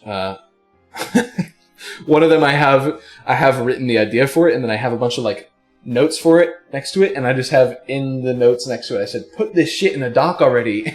Like, stop. Why do you have this just like, start writing for this stuff. And the reason why is because I want to write for these ideas that I have. But I don't, in my opinion, I shouldn't open this third channel until I've solidified myself as actually working towards this stuff. So if I don't work towards this stuff, this third channel isn't going to happen. And all these ideas that I have aren't going to happen. But if I do come home and I work on this stuff and I stream and I work on, which, you know, now I'm saying streaming is work, which is a whole other can of worms, which I don't like opening, but the idea behind it is, if I want to actually put time and effort into these videos, these video essays or whatever, I need to put time and effort into the stuff that I've already started and show that I can actually commit to them a little bit. You know what I mean? Before I can do that. There's also rankings. I talked last year about wanting to rank Dokaido, the different things from Brave Fencer Musashi, the Dokaido, but I still haven't read that book yet. Same with Daily Rituals, which I mentioned earlier. I kind of want to rank those, and both of those are like book rankings, basically. Like I'm ranking. It's a weird like ranking thing from a book, and both of those I want to do on that third channel. Like the idea is to do them on that third channel, and not do it on the second one. So if I were to eventually do those, I can't do that. But then there are other things like the Skyrim challenge runs and other game challenge runs and speed runs and that kind of thing, which I have written down as well, which are more so for that second channel. So I have a lot of ideas for this third channel. I have a lot of good plans. The issue is I need to lock it. I need to lock it. Like I said, this year I've been frustrated. I've been so frustrated that I can't do stuff. I come home and I don't do stuff. So I've been so frustrated that I need to work on stuff that I have. And that brings me to my next point, I guess, a little tangential, but we're going to move on. Self-motivation and therapy. So I've been really, really bad with self-motivation my whole life. I'm trying to get over it. I'm trying to work on it. At work, I'm praised by my bosses. You know, I've already been given a promotion 8-9 months into my work. They're offering a promotion. Like, that's kind of crazy. And I've already gotten a raise as well, but we're going to talk about that as well. Hello, Blur, man. I've already gotten a raise as well. So I do very good at my job. Obviously, my job is not using a camera. Because as you can see, I'm very bad at that, apparently. There we go. But, so when the job tells me do this, I do it. I do it, and I do a good job at it, as I've been told. Apparently, I'm despite the fact that I'm working new, I don't want to brag about myself because it's very not cool, in my opinion. But apparently at my job, I'm doing hands and fist above the other people at my job, which is really cool. I'm really happy. I'm really happy about that. That I'm showing my worth, even though I don't like my job. But when I come home, I can't self-motivate, even though I want to, like, make a video game and release it, or that kind of thing. I'm very bad at that self-motivation. So I'm going to do something that I have not done since, you know, I have that really good insurance that I talked about at the job, the state job. I'm going to do something I haven't done since 2016, which is go to therapy. Actually, 2017, I think. It's going to go to therapy, and I've already gone there once, and I really enjoyed it. My therapist was great. I looked specifically for a really good one, and I found a really good one. And they're not expensive because of my insurance, thank God. Thank goodness for insurance, ladies and gentlemen. We love America. Because of that, though, because of my insurance, I got a really good, cheap therapist that's like really good. She's really good. And she's already outlined some things for me to work on, and I've been working on them this past week and I'm meeting with her again soon. And they've been great, and she's been great so far. And hopefully, what I'm hoping, once I'm done, you know, going to her, however long it takes, hopefully not too long, I'll be able to self-motivate myself and work through that. So that's kind of the idea with that. But that's more a personal thing, and obviously I'm getting a little too personal here on the stream. Who gives a crap? The final thing I want to talk about the stream, and this is the final part of this because I want to talk about this at the end. So I've been doing this for 8 years. This wrap-up stream. 2026, I might, maybe, 2026, maybe not this format for wrap-up? Why did I write it like that? What I'm saying here is, I don't know if I want to do this right on a Google Doc and just do a stream for almost 3 hours now, Jesus Christ. I don't know if I want to do that anymore. I don't know if I want to do that or if I want to do something else, because recently I've had the idea of, wouldn't it be really cool, and wouldn't it be a good idea to edit a video of this kind of stuff? You know? I would do less rambling. It wouldn't be 3 hours of me rambling. Obviously, it's a little less personal because I wouldn't be doing a stream of it, but there's also the very real possibility I could just release the video during my stream at the end of the year, and I could watch it. Yearly recap tier list win? Okay, let's calm down. We'd have to go back and look at my recaps, my wrap-ups from 2017 till now, which I don't know if I want to do that just yet. But, so I don't know if next year I might change it up, because I've been doing this for 8 years, like I said, for an audience of myself mostly, and also the few fellows here in the audience. Thank you guys for being here. I do appreciate it. But it's mostly for myself, especially this year when I haven't streamed really at all. This is mostly just me looking back and me writing down stuff, and I really enjoy this end of the year stream thing that I do, and I don't want to let it go entirely, even if I do this. So basically what I'm saying is, my favorite My favorite games of the year, like the games that I don't like as well, or, books or that kind of thing. I might talk about books and that kind of stuff. I might condense it into a video where I talk about the kind of stuff that interests me in the year. And then that could be a part of a stream where I'm like, the stream starts off with the video, and I play the video, and then the stream goes on, and I say, okay, hey guys, welcome to the end of the year stream. Guys, parentheses, myself. I'm going to talk about in depth some more of the stuff that I talk about in the video, maybe, or go into some other stuff that I didn't mention in the video, and that kind of thing. Because I really like the idea of kind of editing down my thoughts on the games and the books and the other kind of stuff into a more solidified form. But I still really enjoy doing these streams at the end of the year. I always love doing the stream at the end of the year. I always look forward to this at the end of the year, basically. It's one of the things I look forward to, is just doing this stream for myself, essentially. I like doing this, having this little cap at the end of my year. And so I don't want to get rid of it, even if I do change the form of it, essentially. But I might change the form of it. So it's something that I'm thinking of. I like the idea of having a video that I can put on YouTube that's just like, boom, here's what I like this year. You see it from a lot of other creators. Where here's my 2025. What I liked in 2025. Things I liked. And I like that idea. I really like that idea of just talking about stuff that I like shortly and going through it and then moving on. And so I like that idea for that kind of stuff. But I still like I'm just talking in circles now. Basically what I'm saying is next year I might make a edited video and still do this stream, but just watch the edited video first and then kind of do like a shorter stream where I'd still kind of shoot the shit. It depends. I don't know where next year's going to take me, and that's kind of the whole joy of it. I mean, 2025, I said to myself, this is my year. I want to make it a good year, and I did make it a good year, even though I think I took 2 steps forward and 1 step back. I think there's a lot of stuff I can still work on, and, that's a good thing. That's a good thing, and in 2026, I want to work on a lot of stuff. So, I don't know how we transitioned so easily into this kind of like end of stream voice, but I can't believe we're almost at 3 hours here. I really didn't expect that. But this last third of the stream has just been me talking about how big things I want to do in 2026. And every year I come onto this stream and I say big things I want to do, and then I don't end up doing them, which is obviously a failure on my part, but it's mostly because I don't try. Because every year I've always said, oh, wouldn't it be nice if I streamed some more? Wouldn't it be nice if I released a game? Wouldn't that be nice if I wrote a story? Yada, yada, yada, yada. Every year I come on here and I say that, and every year I don't do it. This year's a little different. As I got the inspirational Professor Layton music in the background spurring me on, this year I do really want to try. I've been so frustrated at the end of this year due to my sickness, due to other stuff that's happened, due to my job in general. I've been so frustrated that it's the first time in my life that I've felt this kind of frustration and felt the genuine desire to strive forward.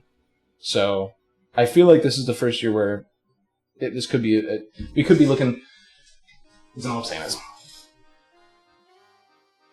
if 2026 rolls around and we do the 2026 quick wrap up stream, and I'm saying the same shit, I'll feel really shitty then. But for now, I think I got a couple of good things in place, and at the end of the day, if I do fail, it'll be funny. It will be funny. But if I do fail in 2026, at least I know I'll have tried, which will have been the first time. I have not tried up to this point yet, is what I'm saying, mostly. Really, I haven't. So at least I know in 2026, if I try, I'll be happy with myself, even if I do fail. So we'll see what happens in 2026. I know this whole thing has been kind of... this whole last third of the stream has been kind of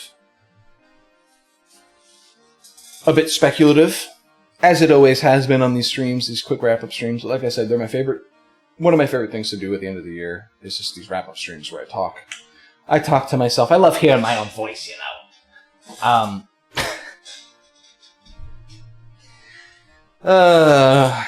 Anyway, so when it comes to streaming, I do have a couple plans next year. Like I said, the backlog, as well as I've never tried a streaming schedule, so we'll see what happens. It's really hard to say, like, I'm going to start a schedule and just, like, start doing it. I'm not sure about that. But, you know, streaming is a lot different for me. I moved last year as well. So I moved into my parents' house where I'm, like, in an apartment with 2 different rooms, essentially, because I live on the top floor. So I'm in a completely different place from before. Before, I didn't want to stream late at night or the weekends because it was my sister's house and we were really close by, and she had dogs that woke up really easily. So I didn't want to stream late at night or on the weekends. But that's different now. I live in a place that's a little separate. Sure, my parents can probably hear me from the living room because the walls aren't too thick. But I can actually stream late at night and on the weekends now. So why don't I? Why don't I? I think I mentioned that in August in my stream update, but why don't I stream? You know? I have this green screen that I bought since I moved here. It's a great green screen. It's lovely. I like it a lot. Why aren't I streaming more? You know? I got the nice mic set up. I got the capture card for all the stuff. I got my new computer. My beautiful new computer that runs stuff very well. Oh my goodness. It's fantastic. Why am I not streaming? That's the mindset that I've been in at the end of this year is why am I not trying? You know what I mean? Like, it's been so frustrating. It's been so frustrating, that self-motivation, that lack of self-motivation. So, this year I feel like it's the first year I'm going to actually try. The last time I tried when it was related to Twitch was when I tried for affiliate, and I got it. So I'm thinking to myself, why don't I try again, you know? That was back in 2019 or whatever. 2018, 2019. It's the beginning of 2019. It was right before I moved in with my sister, funnily enough. So, yeah, that's the last time I feel like I tried when it was related to, like, online Twitch, YouTube stuff, was that. And there's been a couple times where I've done a couple of interesting things since then, but I've always kind of given up halfway through, without really trying. You know, the sad music's gonna come on. I just can't take it anymore.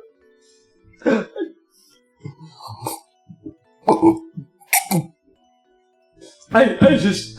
Anyway, the point is...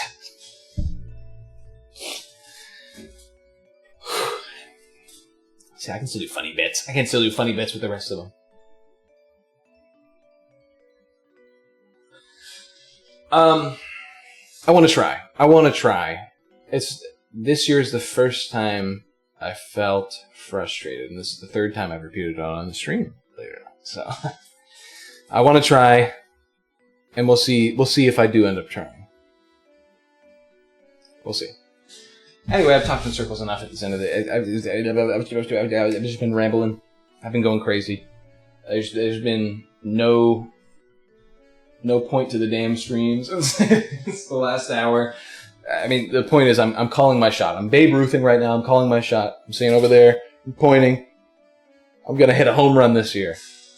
So last year was the year that I declared my year, and I think it was in a lot of aspects. I got a job. I solidified my footing. I moved out. I got a new PC. I did a lot of good things this year, but I took a step back, which is that self-motivation, and that's something I really have to work on. And so this year, I'm calling my shot. I'm hitting the damn home run. All right? I'm hitting the damn home run, okay?